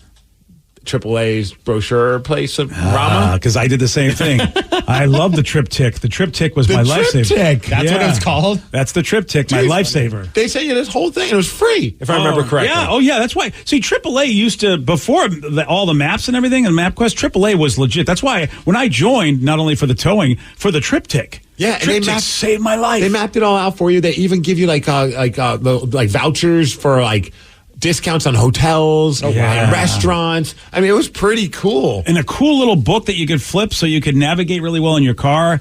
I love TripTik. Oh, but man. the funny thing is, even though we had it, we would still get lost. And then, really what you would do is end up going to a gas station and asking, hey, how do we get back on the freeway? And then hope that the person gives you the right, go down 5 blocks, make a turn at this frog statue, make a left at the subway, and boom, you're right there. Yeah. I've only had to do that one time in my life, and it was because my phone died after a concert, and I had to go to the gas station and ask them, and they were like, don't you just have a phone, dude? And I was like, yeah, it died. And so they had to do that. Well, turn left, yeah. We'll just charge your phone. It'll be quicker. Yeah, right? That's why it was so amazing to me that AAA somehow wasn't involved with all of the map programs, like Garmin first, because Garmin was the big one, and TomTom, they all had the devices, and that's what I needed before phones actually had them in them. Dude, unless they were kind of like Blockbuster and didn't see the value in it. And we're like, you know what? That no one's going to want to have or going to purchase an item that's going to help them navigate through this. Our maps are the way to go. Oh, man, I was so happy when the Garmin's came out. I was like, 100% give me that thing. See, I was until I had maps on my phone, on like Apple or whatever, I was the guy that just went to MapQuest or Google Maps, typed it, printed it, and then I would save them all in like that little backsliding compartment in the back of your driver's seat. Yeah. Oh, yeah. And I'd like label it, be like Danny's house. That's for I had a notebook for Vicky's work. And it was all folded papers. And whenever I'd go to someone's house, I'd pull all these papers out. There was no organization to it. Just you had to get where the hell's Danny's house? You didn't get the 3-ring binder and punch holes in all those so you have it alphabetically? No, I just folded them and then slid them into the back of that seat. Well, somebody you know might have done that. Brilliant idea. Oh, I had 2 books. I just recently had to throw them out, and I didn't want to. Like all these directions to everything that I printed out. Oh, I'm like, this is what I used to do back in the day because I could not get anywhere. Yeah. Oh, so cool. I am. Could you imagine if we didn't have internet for a week, how people would get by? Oh, it'd be over. Oh, yeah, the world would implode. Yeah. It would be crazy. Yep. I kind of want to see what that would be like. Oh, I think Jessica Alba started a show that was based on that. Like an EMP blew up in Seattle. We had no internet, had nothing.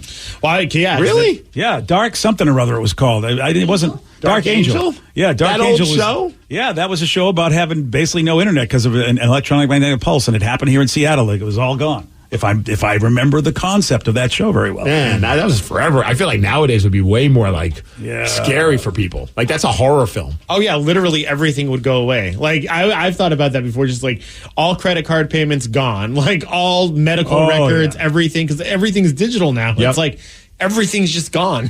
Yep. How are we running around restaurants willy nilly? They don't know what to do.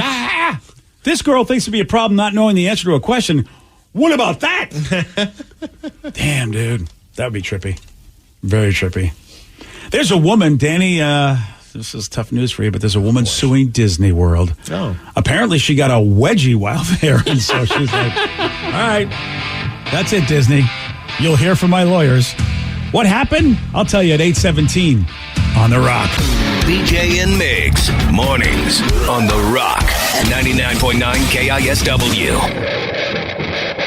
Ever notice how feline family members take a back seat to dogs by most pet insurance companies? Yeah, that chafes me. Cats have feelings too, and it's just wrong. But hold your horses. I got some good news here. FelixCatInsurance.com is doing something about it. And they call it whisker to tail protection. Because, look, our cats don't actually have 9 lives, and accidents and things can happen anytime. Felix Cat Insurance has plan options for cats of all ages, and it covers accidents, illnesses, emergency care, and more. Best part? Plans start at under $1 per day. Customizable coverage exclusively for felines. FelixCatInsurance.com. No dogs allowed. Well, hold up. This ain't over yet. Roll that legal stuff. Insurance is underwritten by Independence American Insurance Company and produced by Independence Pet Group. Pre-existing conditions are not covered. For all terms and limitations, visit FelixCatInsurance.com/terms. 99.9 KISW, The Rock of Seattle. Let's talk about Emma. A woman named Emma is suing Disney World because she says she received a painful wedgie at the theme park. Okay. Did somebody walk up to her and give her the wedgie? That's what I was picturing when I first heard this story. She like Goofy. I could see Goofy doing it. Hey, Emma, why are you riding so high? It's just got like the thong showing. I don't know. I've created a whole different scenario. Yeah, That's probably have. not true. That did not happen. What do they call them? Cast members? They just wouldn't do that. This happened on a ride. The Humunga Kawabunga. Oh, it's not. That's a water slide at Typhoon Lagoon. And so is that a ride? It's a water slide, Yeah. not necessarily a ride. I don't even know the Humunga Kawabunga. Have you ever been to Typhoon Lagoon? What is it? I don't know. That's their Disney water parks at Disney World. You know what? When we went to Disney World, I don't even know. I didn't even know that existed, to be honest with you. Yeah. We're very bad with the maps, clearly. They have 2 different water parks, actually, at Disney World. Wait, so there are a bunch of rides with water involved? Yeah. I like water rides. Oh, you I feel got like wrong. my wife has been keeping these away from me because she doesn't want to get wet. Yeah, it could be. Well, Humunga Cowabunga. Yeah, Typhoon Lagoon, Disney World. Now you got to go. Do they have anything like this at Disneyland, Danny? No, I didn't think so. They don't have water parks at Yeah, Disneyland. that's another reason why Disneyland is the inferior. Is it theme just park. like Splash Mountain would be the only thing that you could get wet on? Or maybe like the River Rapids? The River Rapids, yeah. Those are really the only 2. you could buy drinks and just dump them all over yourself. Yeah, but it's not as much fun. If you get drunk enough in California Adventure, probably. Humunga Cowabunga. Oh, so it's like one of those slides where you go in through like a little tunnel kind of a thing. Oh, yeah, that looks like fun. So, yeah, apparently this woman is suing Disney World because she says she got injuries riding the Humunga Cowabunga and a very, very painful wedgie. Here's the TV. Actually, the TV News did a story about this. The woman's injuries that she's claiming to have gotten on that water slide are pretty graphic, so we won't go into detail, but the lawsuit alleges the wedgie was so bad it caused permanent damage. Oh. She was on the Humunga Cowabunga at Disney's Typhoon Lagoon. The woman who filed the lawsuit says while going down the water slide that she had injuries to her private area and internal organ damage. Damn. All because of the wedgie, so the force was so whatever she was wearing. So I guess apparently they typically tell you to cross your legs to avoid having like these kind of wedgies when you go down this ride. I even saw some videos and everyone's legs are crossed. I guess she's saying that in the lawsuit that they didn't make it clear how important crossing the legs were. Oh, interesting. But if they said cross your legs, I'd cross my freaking legs. Yeah, I feel like if that's what they told you, how do you tell them? And then apparently she got airborne when she hit the bottom of the slide and hit it so hard that it gave her a life-altering wedgie that damaged her internal organs. She had surgery. Jeez. Okay, well, she had to have surgery. That's something. And she wants $50,000 to cover the mental and physical anguish, hospital bills, loss of earnings as well, and believes that they should also like make it clear that there are certain bathing suits that are wedgie prone. Oh boy! I mean, if you had to go get surgery from a water park ride, I feel like okay. I don't think I don't think this is a gratuitous lawsuit. You know what's funny is like when I heard definitely not funny for her, but when she said when it's like 50,000, I'm like, oh, she's not trying to sue. It's like sue him for millions. Give her the $50,000. That's how I'm thinking. They probably will at some point just settle out of court, right? Yeah. What if she doesn't even really have a wedgie and she just made all this up? Well, then she went. Somehow she got a doctor to sign off on all this too to make it look like she had an operation. There's a doctor for everybody. There is. That's a good point. Yeah, $50,000 feels like it's she lost work, little pain and suffering. Obviously, the internal damages. That does seem reasonable to me that $50,000 could cover all that. What an awful day! At Disney World because that's the happiest place, right? Like you're probably fired up to be there, and then you're just like, oh, let's go to the water parks. You never think of all the water park rides. I would never think I'd get hurt going down a water slide. Right. Right. What about your boys then? If you don't cross your legs, if that could do that kind of damage to her. But do you think it was because of the type of bathing suit she had? Yeah, was it the suit that did it? As it was basically wedged like that? You're right. Because like if we had like a bathing suit, like shorts, maybe crossing your legs or not crossing your legs, yeah, it might hurt. It might feel uncomfortable, but you're not going to get a wedgie from that. Just interesting that because I feel like Typhoon Lagoon has been around for a long time, and this has never happened before. Well, how long has Humunga Cowabunga been around? You're right, Danny. It is true. I feel like both those places probably have been around for a bit. I'm actually surprised. It was newly reopened this year.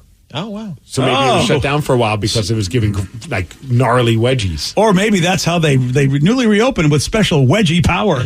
I'm actually surprised you guys didn't know that there were water parks at Disney World. What other water park rides are there at Disney World? The other actual park is called Blizzard Beach. However, it's saying that it's closed right now. So. So you can only go to Typhoon Lagoon. However, that's there's just one ride? No, it's a whole water park, like with different slides and like wave pools and lazy rivers. Steve, so he just can't believe that this entire water world place that probably is big enough to be its own park that he completely missed. Yeah. Yes, this is kind of I was today years old moment. And does your Disney pass cover that place? You have to buy extra. You add it on. Oh, okay. So it's okay. So it's not just hey this. I can't just like walk and end up there. No. What you the have to hell? take a bus there. It's because Disney World, you have to take the buses everywhere. Okay, well that's not I don't feel as bad because we're walking all around Disney World. enjoying it. Oh, yeah. It's not we like wouldn't just like stumble across the water park. No. You have it's like its own destination. Okay, I feel better about things now. There you go. Though, some people would be like, well, and your kid isn't old enough to really go on water, like that kind of a water ride anyway. No, these are super, steep. Like, they look like they're pretty high up, like the slides and stuff. Blizzard Beach looks like I don't know why, but it feels like Blizzard Beach look like a lot more like little kid stuff. They got Tyke's Peak. That seems pretty good for pint-sized slides and aquatic activities aplenty. Oh, there you go. No wedgies there, I would imagine. I'd hope not. Yeah. Or I'm suing them bastards. Yeah, let's do it, buddy. Pain and suffering. Pain and suffering. So there's a great online chat where someone asks people to name the weirdest thing a doctor has ever said to them. Like, hey, you know what? I can get you $50,000 if we say the wedgie caused this. I'm trying to think if I've ever had like a weird conversation with a doctor. Yeah, me too. The one person said the doctor randomly just asked them, are you okay with your face being so asymmetrical? The person said they'd never noticed, but now they can't unsee it. That's unfortunate. Oh, that sucks. Why would you say that to somebody? Yeah, I mean, it's unless there was like a certain medical condition that they can help fix. Like, why would you bring that up? Yeah, plastic surgery. Are you trying to drum a business for that? That does suck. Why is your face so weird? Yeah. Oh, yeah, that's tough. I mean, that's why people say they have good sides, because they're not asymmetrical. I should say they're not symmetrical. Damn. So what is like one eye a little bit lower than the other? Or a little bit, yeah. I kind of curious. I want to see this person's face now. I wish they would have posted it. Right? Yeah. Well, you can tell if somebody takes a picture on one side and another side and they look different, and you realize, I guess you aren't symmetrical. Yeah. I know I'm not. Do you have a good side? No. Unfortunately, I am symmetrically ugly. I don't know. I don't know if I have a good or a bad side. I probably the same answer as you, but it's funny whenever my wife and I take a picture, like I always forget that she puts me on one side of her because she has a quote unquote good side. And I'm like, I don't know the difference of either. Like both sides look great to me. Like, you know what I mean? I'm just like, what is so different about this side? But for some reason, and it seems like, have you ever been around two girls that have the same good side? It's kind of fun watching them trying to debate on who gets that side. Oh, or they'll have to do like a prom picture. I feel like Sarah has a good side.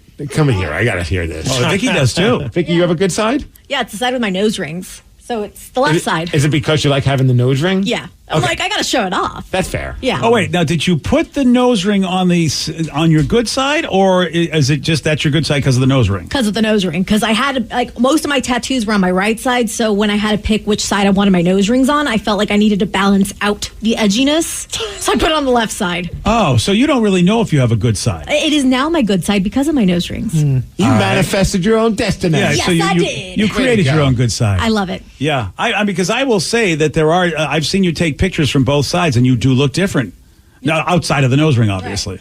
Right. I would have never noticed. I think Sarah's left side's her good side. Is that right? Most definitely. Yeah, that's what I thought. And I think it's because that's the way my mouth actually goes down on my left side.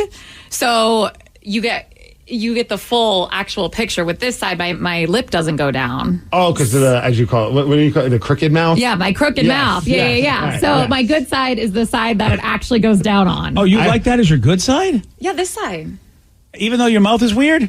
Well, yeah. But is it weird because the other side doesn't go down? That's why it's weird. Oh, let me see the other side. Let me see that. Go to the left and smile. It's okay. Okay. Now try the right. Yeah. No. What, is it ugly both ways? What do you mean, well? I think your father likes the right side better.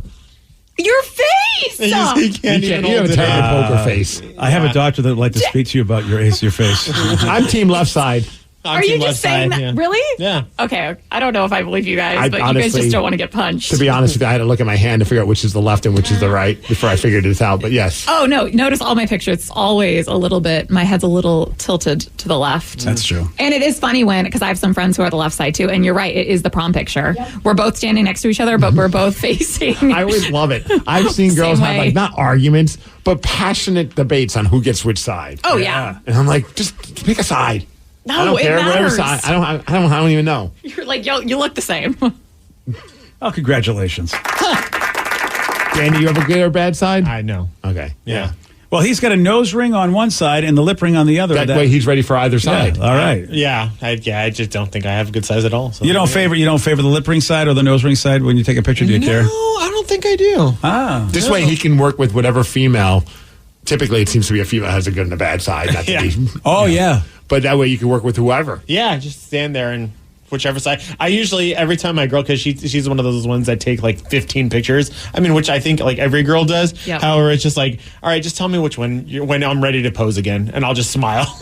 Oh, yeah, 15 pictures, and they pretty much look exactly the same. Yeah, but she has a favorite one in those 15 by some reason. Oh, we do. We do. Sometimes we do like a favorite 2, and then you ask the man, and then he picks the wrong one, and you're like, you picked the wrong. And they look exactly the same. Yeah. Well, someone just texts in and talk about the doctors that say uncomfortable things. Says, I was comfortable with my doctor, and he was comfortable with me. I had an unsightly wart on my face. I assumed the doctor saw my chart before he came in. He swung the door open and said, let's chop that effing wart off. Oh, yeah. Wow. Okay. Look at that. That's one way to get people riled up. Yeah. Let's go. Right? Yeah. His doctor, J.P. Crawford. Let's effing go. Let's go. Yeah, get that wart gone. On Friday, Steve, he did get this one right. What did not say hello to my little friend. Wendy's item first made its debut in 2007. The Frosty? No. What was the question? What popular Wendy's item first made its debut in 2007? The French fries? No. The Baconator? Yes. Oh, come on. I was so upset. I thought for sure you weren't going to get that. But you did. You want a shot at beating Steve? You got it. Hopefully he won't luck bomb his way to a win. 206-803-ROCK. We're playing Beat Migs at 8:50 on The Rock. Today's podcast was brought to you by Travis Gagne, bankruptcy attorney. He's here right now and has agreed to answer more of your questions about bankruptcy. Here's a question from a listener. My house is currently in foreclosure. I've stopped making payments. What can I do to save my house? If you're already in foreclosure behind on your mortgage, you can stop the foreclosure by filing a bankruptcy. There's different types of bankruptcy. Chapter 13 can help you catch up on your house payments if you're behind. It would mean that you'd have to start making your house payments again and catch up on the amount that you're behind over 5 years. You could also take off or strip off your second mortgage, which would help you to reduce your housing payment every month, especially once you're done with the plan and done catching up on your first mortgage. We could also try to buy you some time by filing a Chapter 13 case. Filing a Chapter 13 would definitely stop your foreclosure. Thanks, Travis. If you have more questions about bankruptcy, you can reach out to Travis anytime at choosetherightchapter.com.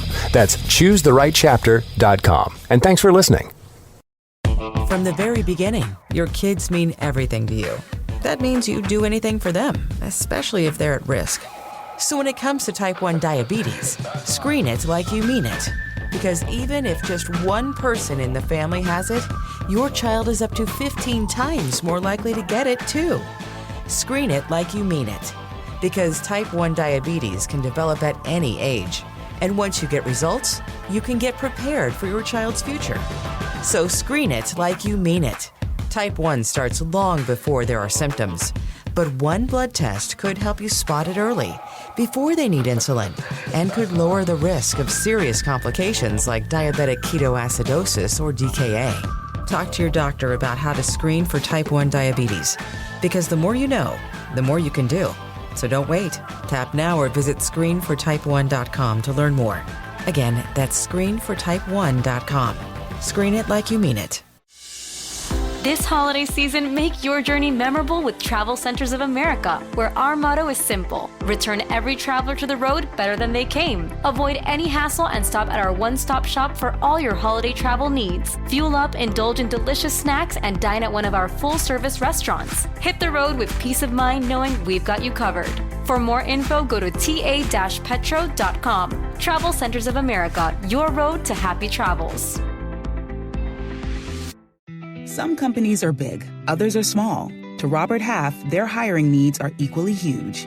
At Robert Half, our specialized recruiting professionals elevate their expertise with proprietary AI tools to transform candidate discovery, assessment, and selection.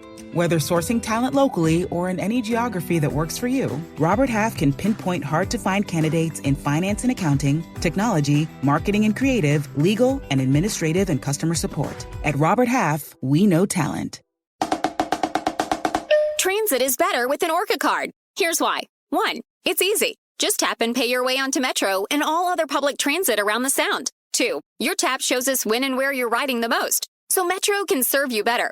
And 3, Orca cards are for everyone. 18 and younger now ride free with a free youth Orca card. So what are you waiting for? Get an Orca card, tap for transit, and make your ride count today. Visit kingcounty.gov/tap for transit. Are you dealing with a personal injury? Don't go it alone. Turn to the experienced team at Phillips Law Firm. Their attorneys have helped thousands of clients get the compensation they deserve. Call Phillips Law Firm now. Call 1-800-JUSTICE or visit justiceforyou.com. Looking to give the gift of pleasure? Add a little high heat to keep the desire burning. Or maybe you just need a little self-care. Come to Lovers for the best lingerie and toys to keep things hot this holiday. Save 20% on your purchase with Lovers Afterglow Rewards. Just mention LOVE20 at one of our 18 Western Washington locations. Offer valid with free Lovers Afterglow Rewards membership until November 30th. Some exclusions apply.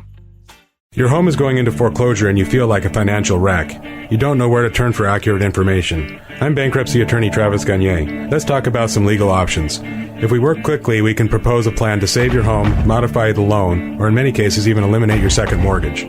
The consultation is free. I've helped hundreds of people just like you make informed decisions about whether to save their home or exit it on a reasonable, organized timeline. The chapter you choose sets the tone for the next chapter of your life. Please contact me today at choosetherightchapter.com. That's choosetherightchapter.com. 99.9 KISW, the Rock of Seattle.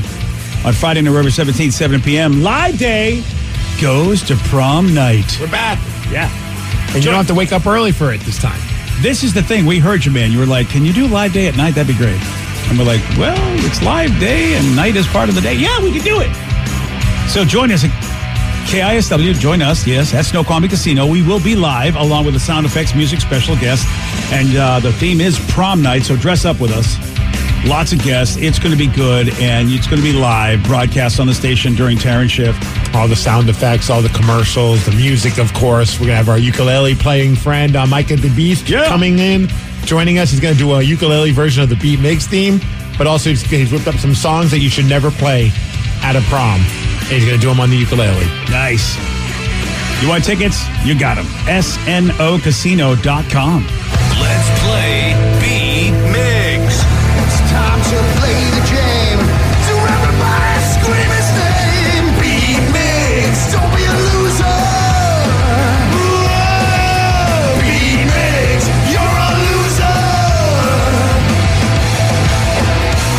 Who's ready to be Migs? I know George from Bothell is. George, are you there? I'm here. All right, Stu, now get out of here. Goodbye.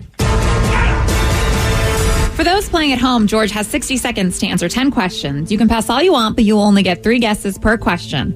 Are you ready? I'm ready. What kind of animal is Rocket in Guardians of the Galaxy?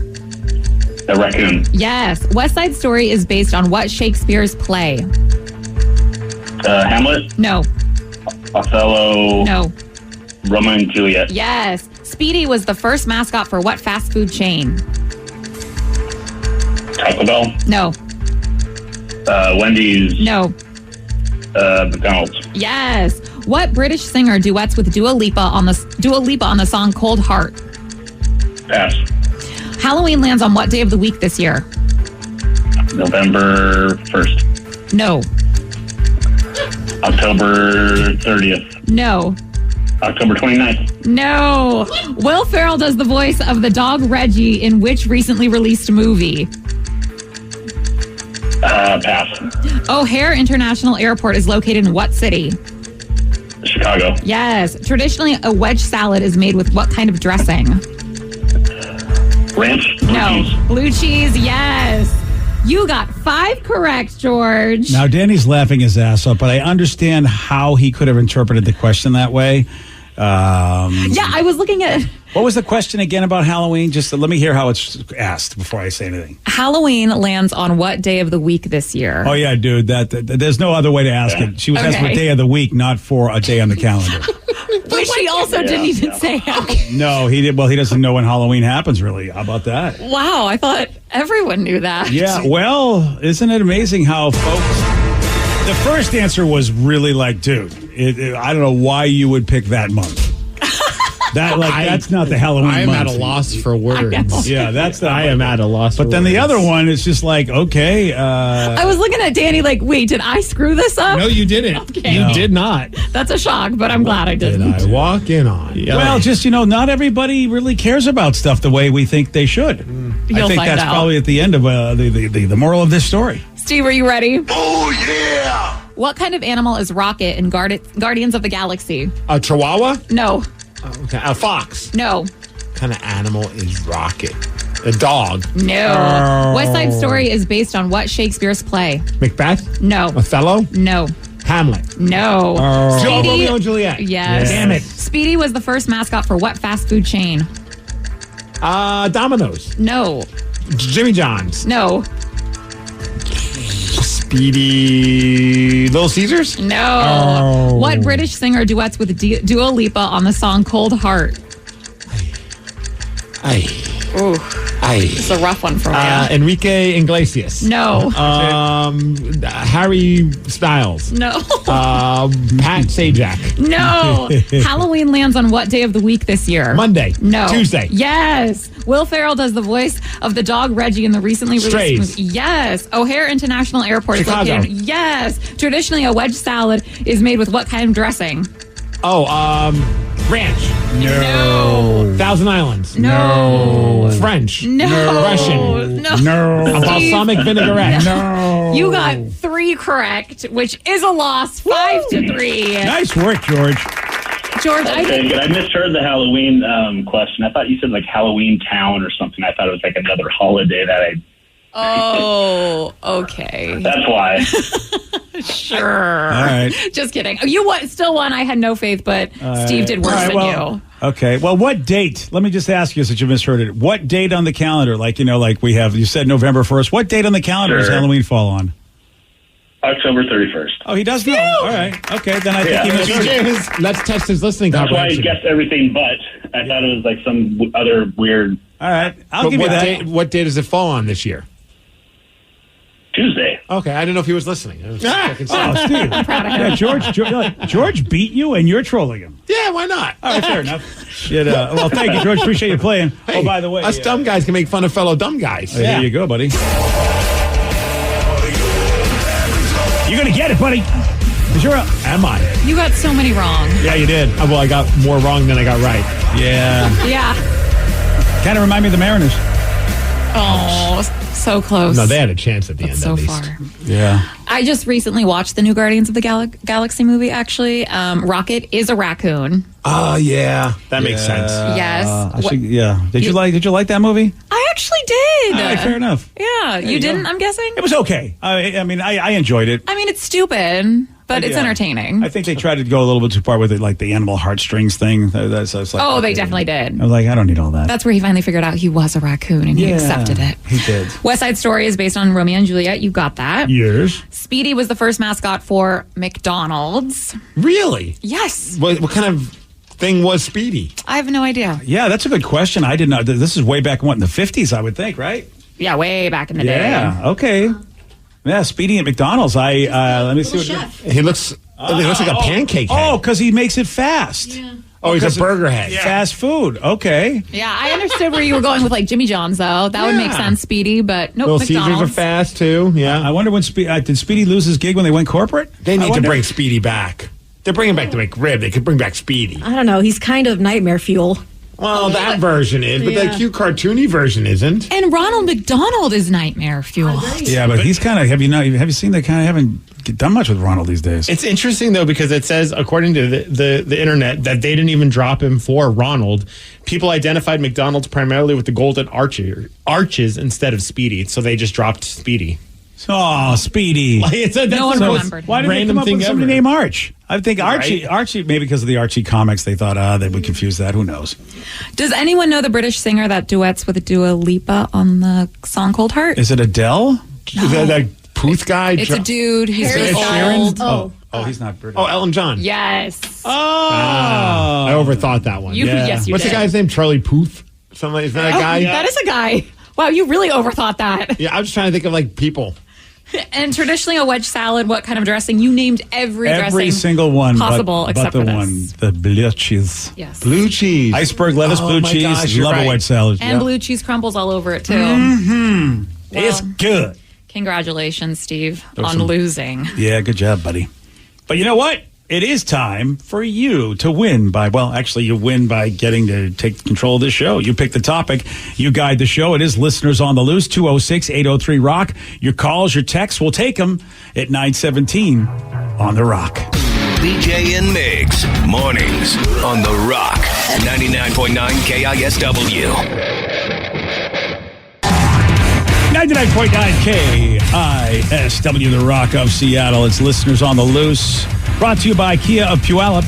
Listeners on the Loose, where you pick the topic, you guide the show. 206-803-ROCK, the number to call, the number to text. Do remember, Steve has a rule. It's a simple rule, BJ, and that's to show some energy and bring it. Otherwise, we're going to have to gong you. And then say goodbye. Goodbye, old friend. 206-803-ROCK, the number to call, the number to text. Peter in Seattle, you're on The Rock. Good morning, guys. Morning, Peter. Yo. What you got, buddy? So the other day I was watching some YouTube and I came across this concert. It was a tribute concert for Freddie Mercury. It was in 1992, Wembley Stadium. David Bowie, Liza Minnelli, Elton John, Axl Rose, a bunch of different people. And I thought, wow, what a cool concert to check it out. I was 11 years old when it happened, so I probably wouldn't be so into it. But now I thought it would probably be the best concert that I would like to go back and experience. And my question to you guys is, if you could go back in time right now and experience one concert that you always wanted to see, what concert would that be? Ooh, I like that question. Okay, so it's probably one that we haven't been to. Yeah. Yeah, that's so now that I've heard the criteria, so it can't be one that I want to go re-experience. It's got to be one that I haven't been to. So I'm a nerdy guy that watches a lot of concert videos, over the years. Either I would get bootleg VHS tapes from friends, or watch stuff on MTV, and now I kind of find them on YouTube again. The one that popped into my mind immediately was Guns N' Roses, and they played, I think it was at the Ritz, or somewhere in Hollywood, right when Appetite for Destruction came out. It was a special on MTV, and it was so damn good. These guys sounded amazing. It's the original 5 members, and they're playing all the songs off of Appetite for Destruction, and it's just there's a swagger to them. And what I also love is being a drummer and being a fan of Steven Adler. They keep taking shots of Steven Adler playing the drums, and I always thought that was interesting as a kid. I was like, wow, they really love the drummer. And then I go and read Steven Adler's book, and he talks about how he was the only member that was nice to the production crew. And he's positive that's why they kept showing him on MTV when the concert was going on. Because the drummer usually doesn't get shown a lot. Very brilliant. Nice work, Stephen. I don't think he did it intentionally. He was just a nice guy.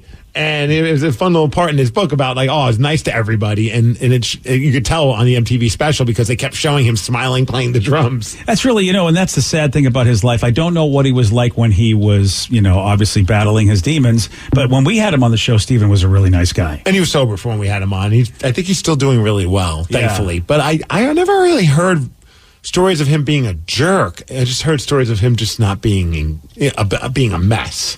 Yeah. You know what I mean? Yeah. Where it was he wasn't able to, when they tried to record a record with him after Appetite for Destruction, it took so many takes just to get one decent drum take, and I had to piece it all together. And I heard that was his biggest issue. It was just a mess. Yeah. Just he was not functional, but not that he was belligerent to anybody. Not that I've ever read, but I could be wrong. There could be stories out there, but I never really saw anything. I wasn't obsessively looking for that information, but I never really saw anything of him being a complete and utter jerk to people. It's amazing how somebody who is so nice is battling. See, you don't know. You would never think that Steven Adler, like you said, Steve, the fact that he was so nice to everybody, he ended up getting a lot more shots and more coverage. We interviewed him and thought, geez, how could anybody have a problem with this guy? At least that was my take. Right. And you don't know what they're battling. It's so wild to know that somebody you'd think, okay, that guy's got to just be loving life. Look at his disposition. And you just don't know what's going on behind the scenes in that guy's life. So, that's for me, it would be Woodstock, the original. Oh, yeah, that's a good pick. Yeah, I got to go back there just because everybody, says it was amazing, and I was just too young. Would you take the brown acid, though? Oh, I think I would want to go sober. I know that that's really the experience, and maybe that would be it, because I went to a Grateful Dead show and hated it, probably because I was the only sober guy at the Grateful Dead show. Mm-hmm. And so, yeah, you may have a point that maybe I should take stuff that they offer at this thing and hopefully, not crazy stuff. But just to see all of those powerful figures in music history at that time, not really knowing they were like what they were creating, that would be a cool concert. Oh, absolutely. Yeah. Part of me would want to take the brown acid just so I could tell people, hey, kids, you ever hear this clip from Woodstock? I took that brown acid. Yeah, that's a good point. You're right. It's a great war story. But I don't know if he'd be around if you did take it. Yeah, that's a hard one to call. Oh, man. What do you think? Is Danny's Green Day?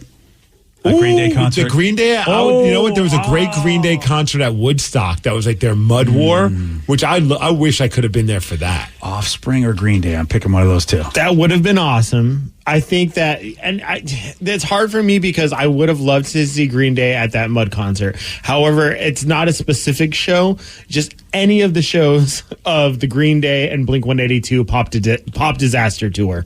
I didn't get to go to that concert at all. There was one that happened in Phoenix, but I was just too young, and my mom wouldn't let me go to see that show. But if memory serves me correct, wasn't Jimmy Eat World also on that tour? Yes, it was Jimmy Eat World, Blink-182, and Green Day. I saw it at the Tacoma Dome. No.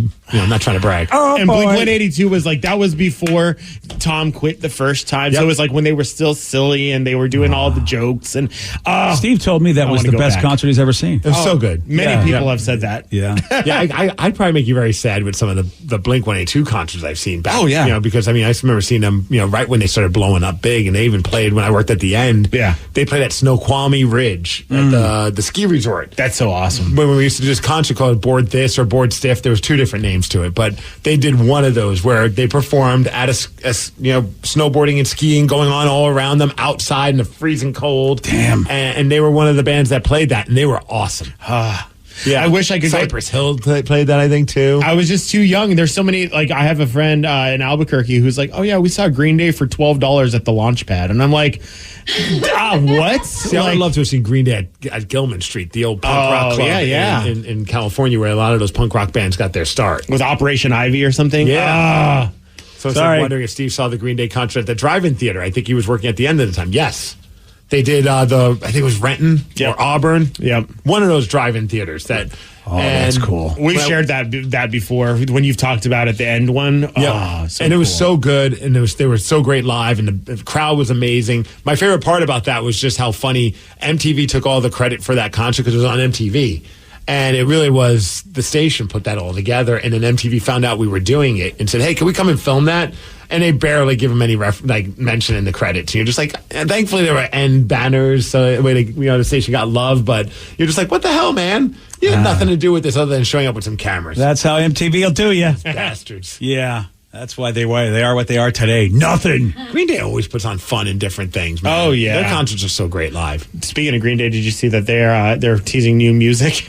I love that they waited till October with playing into the joke of "Wake Me Up When September Ends." Yeah, nice. And they woke up October 1st with some information about some new stuff. Was it last year they released their album? Or is it 2 years ago? That has almost been 3, dude. Has it really? I believe so, yeah. It's been a while. Wow, okay. The world got weird for the last 4 or 5 years. It feels like it happened last year when it happened like 4 years ago. I'm excited for new Green Day music, though. I don't know, Danny, are you? Because you didn't like their last album. I'm always excited for new Green Day music. I really like their last album. It was a departure for a lot, but I really love all the genres they explored. Maybe that was their experimental, and now they'll go back to the normal sound. We'll see. I love their merch. They have a baby shirt that just says Dookie to celebrate the album. Oh, of course it does. There you go. Nice. I need to get that. Oh, yeah. Oh, very, very nice. It's listeners on the loose, 206-803-ROCK, the number to call, the number to text. Somebody just said, "Hey, Migs, did you wrestle at Climate Pledge?" No, I did not. I wasn't there. Oh, that's right. Yeah. It's because you worked for these guys down in Portland. I worked Portland and Seattle last time for All Elite Wrestling. I was supposed to do the one in Seattle. It didn't happen, which is no big. It happens. Sometimes they just have too many people. But I'm going to be there in Portland when they do Dynamite next month. I don't know if I'll get to wrestle in Portland, but I'll be there Right. Doing stuff with All Elite Wrestling, which would be awesome. But You did wrestle in Portland, didn't you? I for did. them? So I think that's part of also why they saw me more as a Portland guy, even though I would much rather the opportunity to do Seattle. Although I did see a bunch of my friends had opportunities on Saturday, because they did Saturday and Sunday All Elite Wrestling, and a few of them got opportunities on Saturday, and I couldn't be happier. It's awesome to see them on, on the big screen and see them on TV. Some of them just getting blown up on social media. I thought that was really freaking cool. But someone also asked me if I enjoyed Climate Pledge for Wrestle Dream. I didn't go yesterday. Oh. Yesterday was, Daniel Bryan. Brian Danielson, we had him in. Yes. I was excited to see his match. I was also going with this hope that maybe there was rumors that Adam Copeland, a.k.a. Edge. Yeah. So rumor had it that he was going to be making an appearance. Ooh. Because, his best friend Christian works there and then he's out of contract with WWE. So there's like this rumor going that maybe he'd be making an appearance. I'm like, I can't miss this. And I missed it. So you were supposed to go? Oh, I had tickets and everything. And I ended up not going. What the hell happened? I like to say it was, I'm happy to say it wasn't anything bad, but, we got our puppy earlier than I thought. So had to shut everything down because we were getting it from a family in Pullman, and we were trying to work out when we could get this puppy that Tatum really wanted. It was going to be our big birthday or Christmas gift. Now it's coming a lot earlier because it is. But they were going to be in town. They emailed us and said, "Hey, our daughter's coming in to do some wedding planning stuff. She could bring the dog with her. Oh, but you have to meet her at like 5 p.m. on Sunday." And so at first, my wife's like, "Just go do all your stuff. Go to Ryan Castle's party. Go do the wrestling thing." And I was like, I can't not be there to witness my daughter seeing her puppy that she's been going crazy about. Yeah. You know what I mean? Like, I put up on my Instagram. It's just, that made it all worth it. Just to see her have that dog licking her face. I mean, yes. And Adam Copeland did make an appearance, which really hurt me to miss that. It really made me sad. No, I'm kidding. But it was... Oh, man, that was explosive. I watched it on the pay-per-view, and it was amazing. But, man, I couldn't pass up the opportunity to be there with Tatum and her puppy. So she got the puppy. And the name, we've had a controversy over, was his name going to be Penny or Strawberry Pineapple Head? And we won with Strawberry Pineapple Head, right? So we even got the dog collar. What? Everything, right? We're going with Strawberry Pineapple Head. Even in the video, I'm like, what's the dog's name? She even says it on the video on my Instagram at I'm Steve Migs, Strawberry Pineapple Head. And then we get the dog. By the time we get home, she changed the name of the dog. No, she didn't. Yeah. So we had to have like this long conversation. Like, okay, this is your last one. So now it has a new name. What's the new name? DJ Strawberry Head. DJ Strawberry Head is the new name. I don't know. We're trying to find out why she went with DJ, other than it being the greatest name for an EDM performer. Oh, yeah. But now it's DJ for sure, of course. But DJ it makes it a little bit easier. A little bit easier. But I was kind of sad to see Strawberry Pineapple Head got the nod, and she was like, "Peace out." Yeah, dude. I tried to be like, dude, I thought it was Strawberry Pineapple Head. She's like, no, it's DJ Strawberry Head. I'm like, I give up.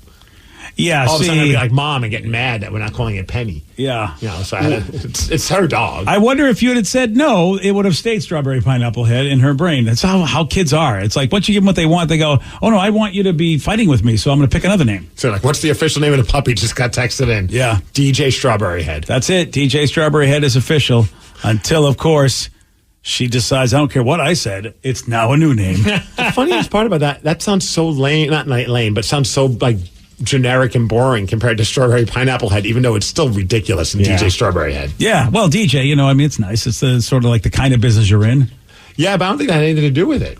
Yeah, it's so weird. Like, where did that come from? Maybe she heard you saying BJ, and she was just like, DJ. Or she's trolling me and says, yeah, we're not going to put a B in there. Yeah, and there are many days where I call BJ a Strawberry Head. So maybe that's why she thought it. It's a Strawberry Head, man. Yeah. And he said he uses S Head for short just because, just the strawberry's a long word. That's how it all got to be.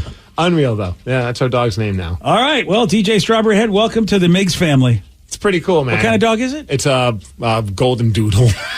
A golden retriever doodle combo? Poodle, yeah. Oh, wow. Poodle golden retriever. What does that even look like? Adorable.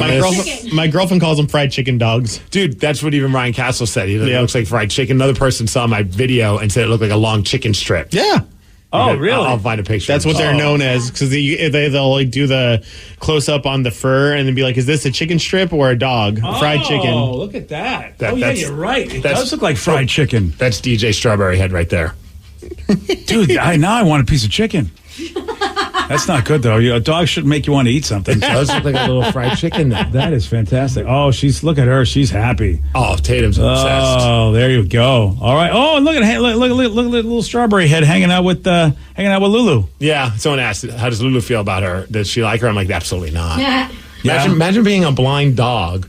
We bring another dog into the situation. This dog wants to play with her and is like obsessed with Lulu already. This dog is like wants to be right by her at all times. And Lulu's like, what is this thing that's around me? So, we're trying to be very loving of Lulu right now because otherwise it's like, what the hell has happened? We just added, you gave me a little child that wants to touch her all the time. Now we have a puppy. Does Lulu remember though when she was the new addition to the scene? Our old dog Lucy hated her. Yeah, it'll take some time. Yeah, full circle, Lulu. Yeah, it'll take some time. But you know what? They don't hate each other at least. That's good news.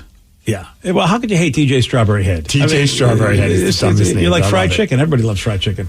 I didn't even think about that until Ryan Castle said it looks like fried chicken head. And That's I was funny. like, oh my gosh, you're right. You pick the topic. You guide the show. It is Listeners on the Loose. Call us and text us. More of your calls, more of your texts at 937 on The Rock. BJ and Migs, mornings on The Rock, 99.9 KISW. We all know cats are intelligent. Felix Cat Insurance was able to secretly record 2 cats on a hidden microphone. Let's listen in. Did you hear the one about the 3 dogs at the park? That's old, like 4 lives ago. But did you hear about the new pet insurance just for cats from FelixCatInsurance.com? Of course. What do I look like, a dog? When you're coughing up a fur ball. Yes. Listen, Felix Cat Insurance plans start at under $1 per day and are as unique as you and me. They call it whisker to tail protection. Even fur balls? Even that. Remember the last time you had a fur ball? I made a TikTok. It went viral. Oh, that's good. Wait, you're on social media? There you have it. Felix Cat Insurance. Customizable coverage exclusively for felines. Sorry, no dogs allowed. FelixCatInsurance.com. Get it meow. Insurance is underwritten by Independence American Insurance Company and produced by Independence Pet Group. Pre-existing conditions are not covered. For all terms and limitations, visit FelixCatInsurance.com/terms. This holiday season, make your journey memorable with Travel Centers of America, where our motto is simple: return every traveler to the road better than they came. Avoid any hassle and stop at our one-stop shop for all your holiday travel needs. Fuel up, indulge in delicious snacks, and dine at one of our full-service restaurants. Hit the road with peace of mind knowing we've got you covered. For more info, go to ta-petro.com. Travel Centers of America, your road to happy travels. From the very beginning, your kids mean everything to you. That means you do anything for them, especially if they're at risk. So when it comes to type 1 diabetes, screen it like you mean it. Because even if just one person in the family has it, your child is up to 15 times more likely to get it too. Screen it like you mean it. Because type 1 diabetes can develop at any age. And once you get results, you can get prepared for your child's future. So screen it like you mean it. Type 1 starts long before there are symptoms. But one blood test could help you spot it early, before they need insulin, and could lower the risk of serious complications like diabetic ketoacidosis or DKA. Talk to your doctor about how to screen for type 1 diabetes. Because the more you know, the more you can do. So don't wait. Tap now or visit screenfortype1.com to learn more. Again, that's screenfortype1.com. Screen it like you mean it. Transit is better with an Orca card. Here's why. 1, it's easy. Just tap and pay your way onto Metro and all other public transit around the Sound. 2, your tap shows us when and where you're riding the most, so Metro can serve you better. And 3, Orca cards are for everyone. 18 and younger now ride free with a free youth Orca card. So what are you waiting for? Get an Orca card, tap for transit, and make your ride count today. Visit kingcounty.gov/tap for transit. 99.9 KISW, The Rock of Seattle. It's Listeners on the Loose. You pick the topic, you guide the show. I'd like to just give a real big nod to George Kirby yesterday. George Kirby, great effort. Yeah, great effort yesterday, but he did a really cool thing that a lot of people might have missed. Yesterday, one of the last knuckleballers ever in baseball, Tim Wakefield, passed away. Played for the Red Sox, but just a great, great dude. Only 57 years old. And I don't think a lot of people knew this, but I think he struck out Corey Seager with a knuckleball. And he said he always was working with a knuckleball and wanted to throw it in a situation where it didn't mean anything. And of course, when everyone got the news yesterday that Tim Wakefield passed away, George Kirby and Cal Raleigh said, hey, I have to throw a knuckleball today in his honor. That's cool. Because George had a lot of, he admired that dude and just couldn't believe how can this guy have made an entire career in baseball throwing 72 miles an hour pretty much. What if he gave up a home run and lost the game? That could happen. It wouldn't matter, obviously, because the season was done, but wouldn't that have been like a kick in the ding-ding? Like, here you are trying to pay tribute to somebody, and the next thing you know, you gave up a dinger? Yeah, it was a good pitch. I don't know if it's a strikeout, but he definitely got a nice swing and a miss, and I believe it was on Corey Seager. That'd be awesome if that becomes like a signature pitch for him now. He's like, you know what? I'm good at this pitch. I should do it more. Dude, so, once in a while, man, Tim Wakefield, granted, it was like, it was either A, he was baffling people, or B, they were launching him into the stands. It was frustrating watching Tim Wakefield go to the mound because you just never knew. But boy, he really was a hell of a player and won all awards for the humanitarian work he was. No one had just an unkind thing to say about Tim Wakefield, who did pass away at 57 years old. A young age, yeah. 50 brain cancer, dude. Oh, yeah. Yeah, you just never know what someone's got going on. But very, very sad. It is listeners on the loose, 206-803-ROCK, the number to call, the number to text. So it says, I'm very sad about the Mariners, but excited for tonight. Go Seahawks. Yeah, well, now we've got... They better not fail us. Oh, man, we really thought that we were going to go to the postseason. It is disappointing. And now a Hawks loss tonight would just be such a kick in the ding-ding. Then it made it worse was that about a month ago, they were in first place. Yeah. And everything was looking good. And you're like, they can't screw this up. I mean, how are they going to screw? And then they did. Yeah, dude. It's so frustrating. It is. It's those monthly streaks where people go crazy, you just don't ever expect them to end. Yeah. Yeah.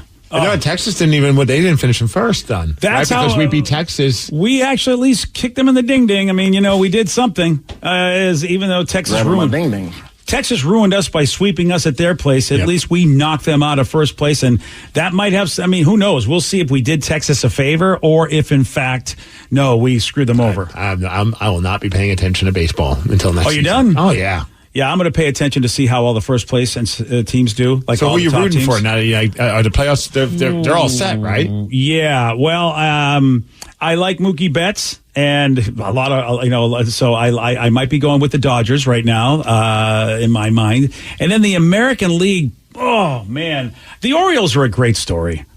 Yeah, the Orioles I really wouldn't are mind a great seeing story. the Orioles do well. That actually is a pretty good pick. Yeah, Joan Jett likes the Orioles, so it's like, all right, I like Joan Jett. Why not? Why not put a smile on her face since she's such a big baseball fan? I do like the Philly Fanatic, though. Yeah, well, I don't want to see the Astros win, that's for sure. No. I don't want to see the Astros or Texas do well. I cannot believe they won first place. I mean, I don't want to see the Blue Jays either because all their fans always come to Mariners games. Yeah. Well, we'll see. Yeah, and of course. Yeah, it's in Tampa Bay has had they had a horrific situation. Their star player may never play baseball again because of personally things that he did that aren't so cool. And that sucks for those fans because they really were the class of the American League. But they lost that guy and that really did hurt them. But they're still in it. I'd see the Brewers do well. Oh, yeah, Milwaukee. Why not? Yeah. And I think that'll be my team. And that kid from Seattle, Corbin, he's on the Diamondbacks, and he was in the All-Star game. I forget his name, but I'm blanking. But I wouldn't mind seeing the D-backs. That would be kind of fun to see a local Seattle kid who's having... I think you said the D-bags. I was like, I'm in for whatever team's called the D-bags. Yeah. I forget his name. Corbin Carroll? Thank you, Corbin Carroll. Yeah. He's got a great mustache. And he's a local boy. So if his team does well, that's kind of close to Seattle. So is he actually from Seattle? Because it says he's from Seattle, Washington, or is he from like a small town in Seattle, I wonder? I think he's from, I don't know why. Why is Covington on my brain? I thought they said Covington or Kent, maybe. He says he was born in Seattle and then eventually moved to Louisiana when he was 4. Oh. But he was born in Seattle. Where's Louisiana? Washington. I don't know. Yeah, right. Oh, he didn't grow up here? I thought he did. All right. Well, never mind. I'm not rooting for him. He's a farce. Yeah. He born here. Big deal. You got to be from it. You can't just be born it. All right.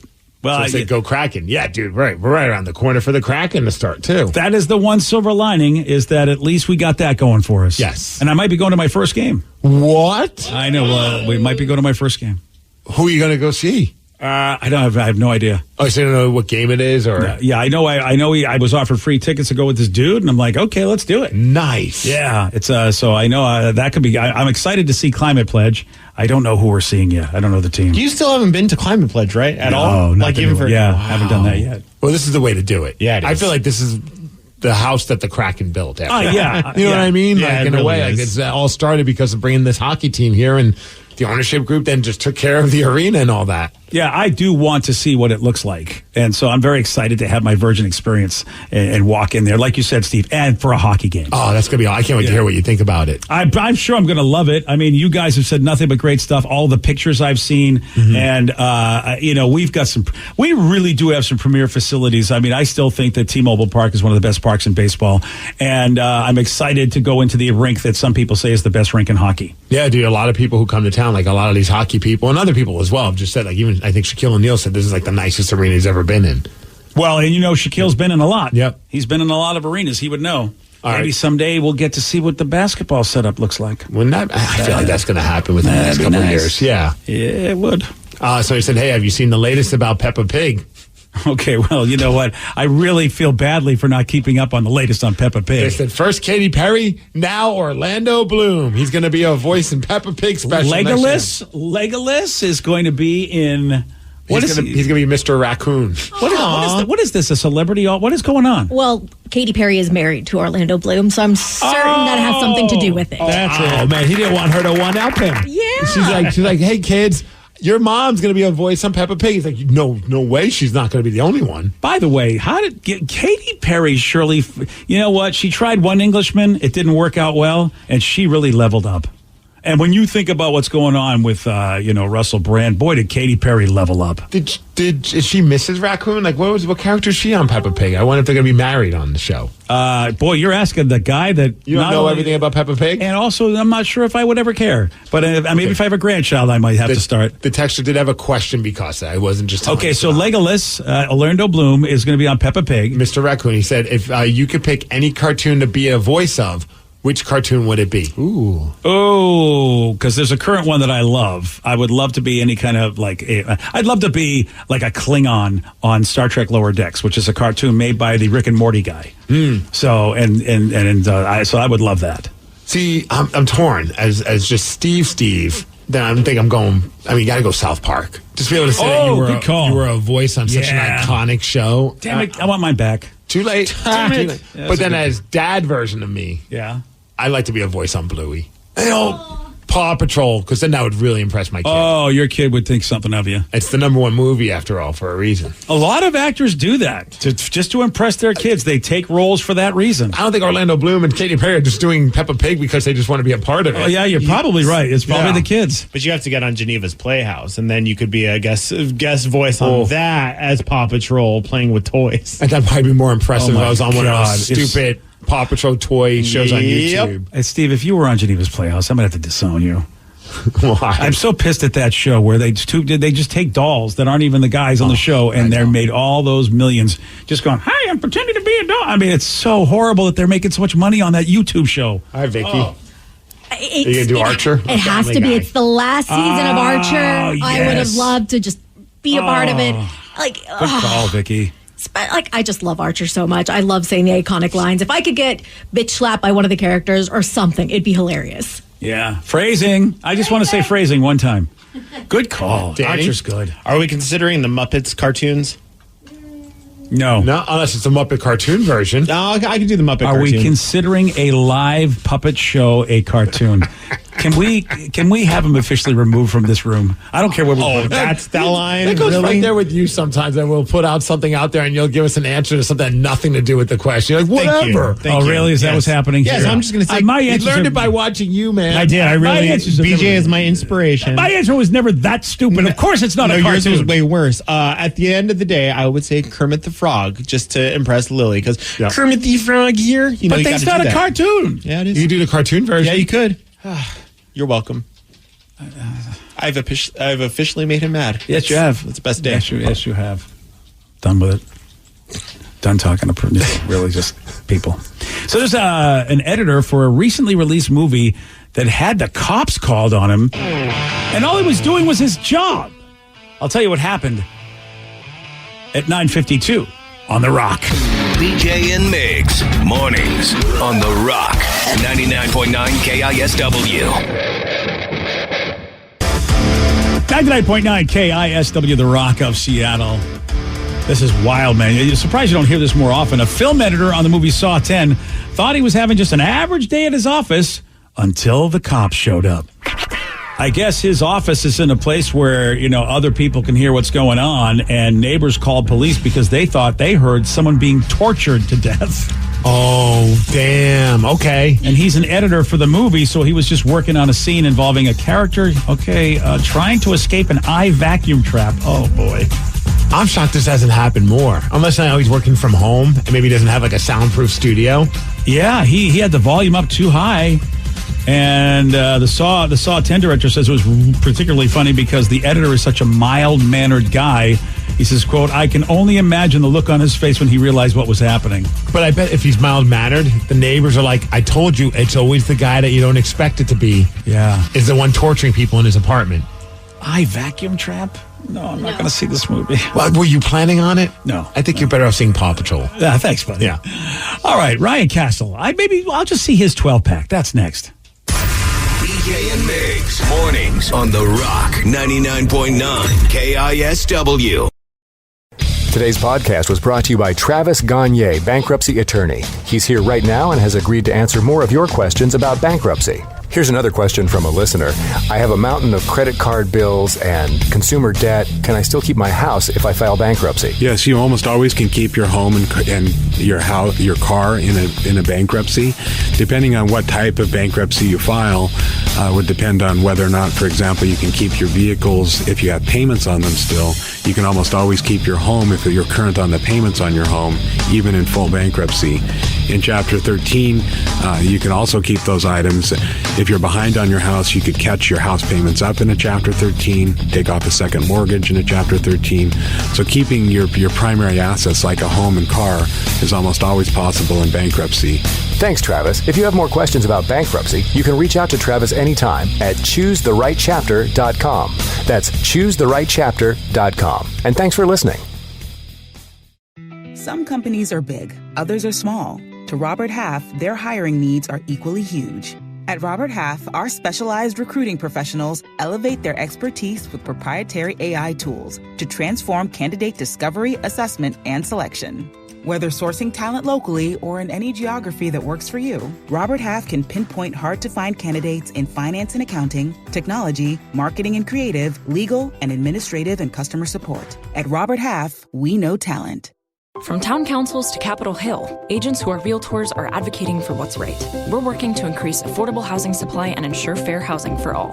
Realtors are members of the National Association of Realtors. That's who we are.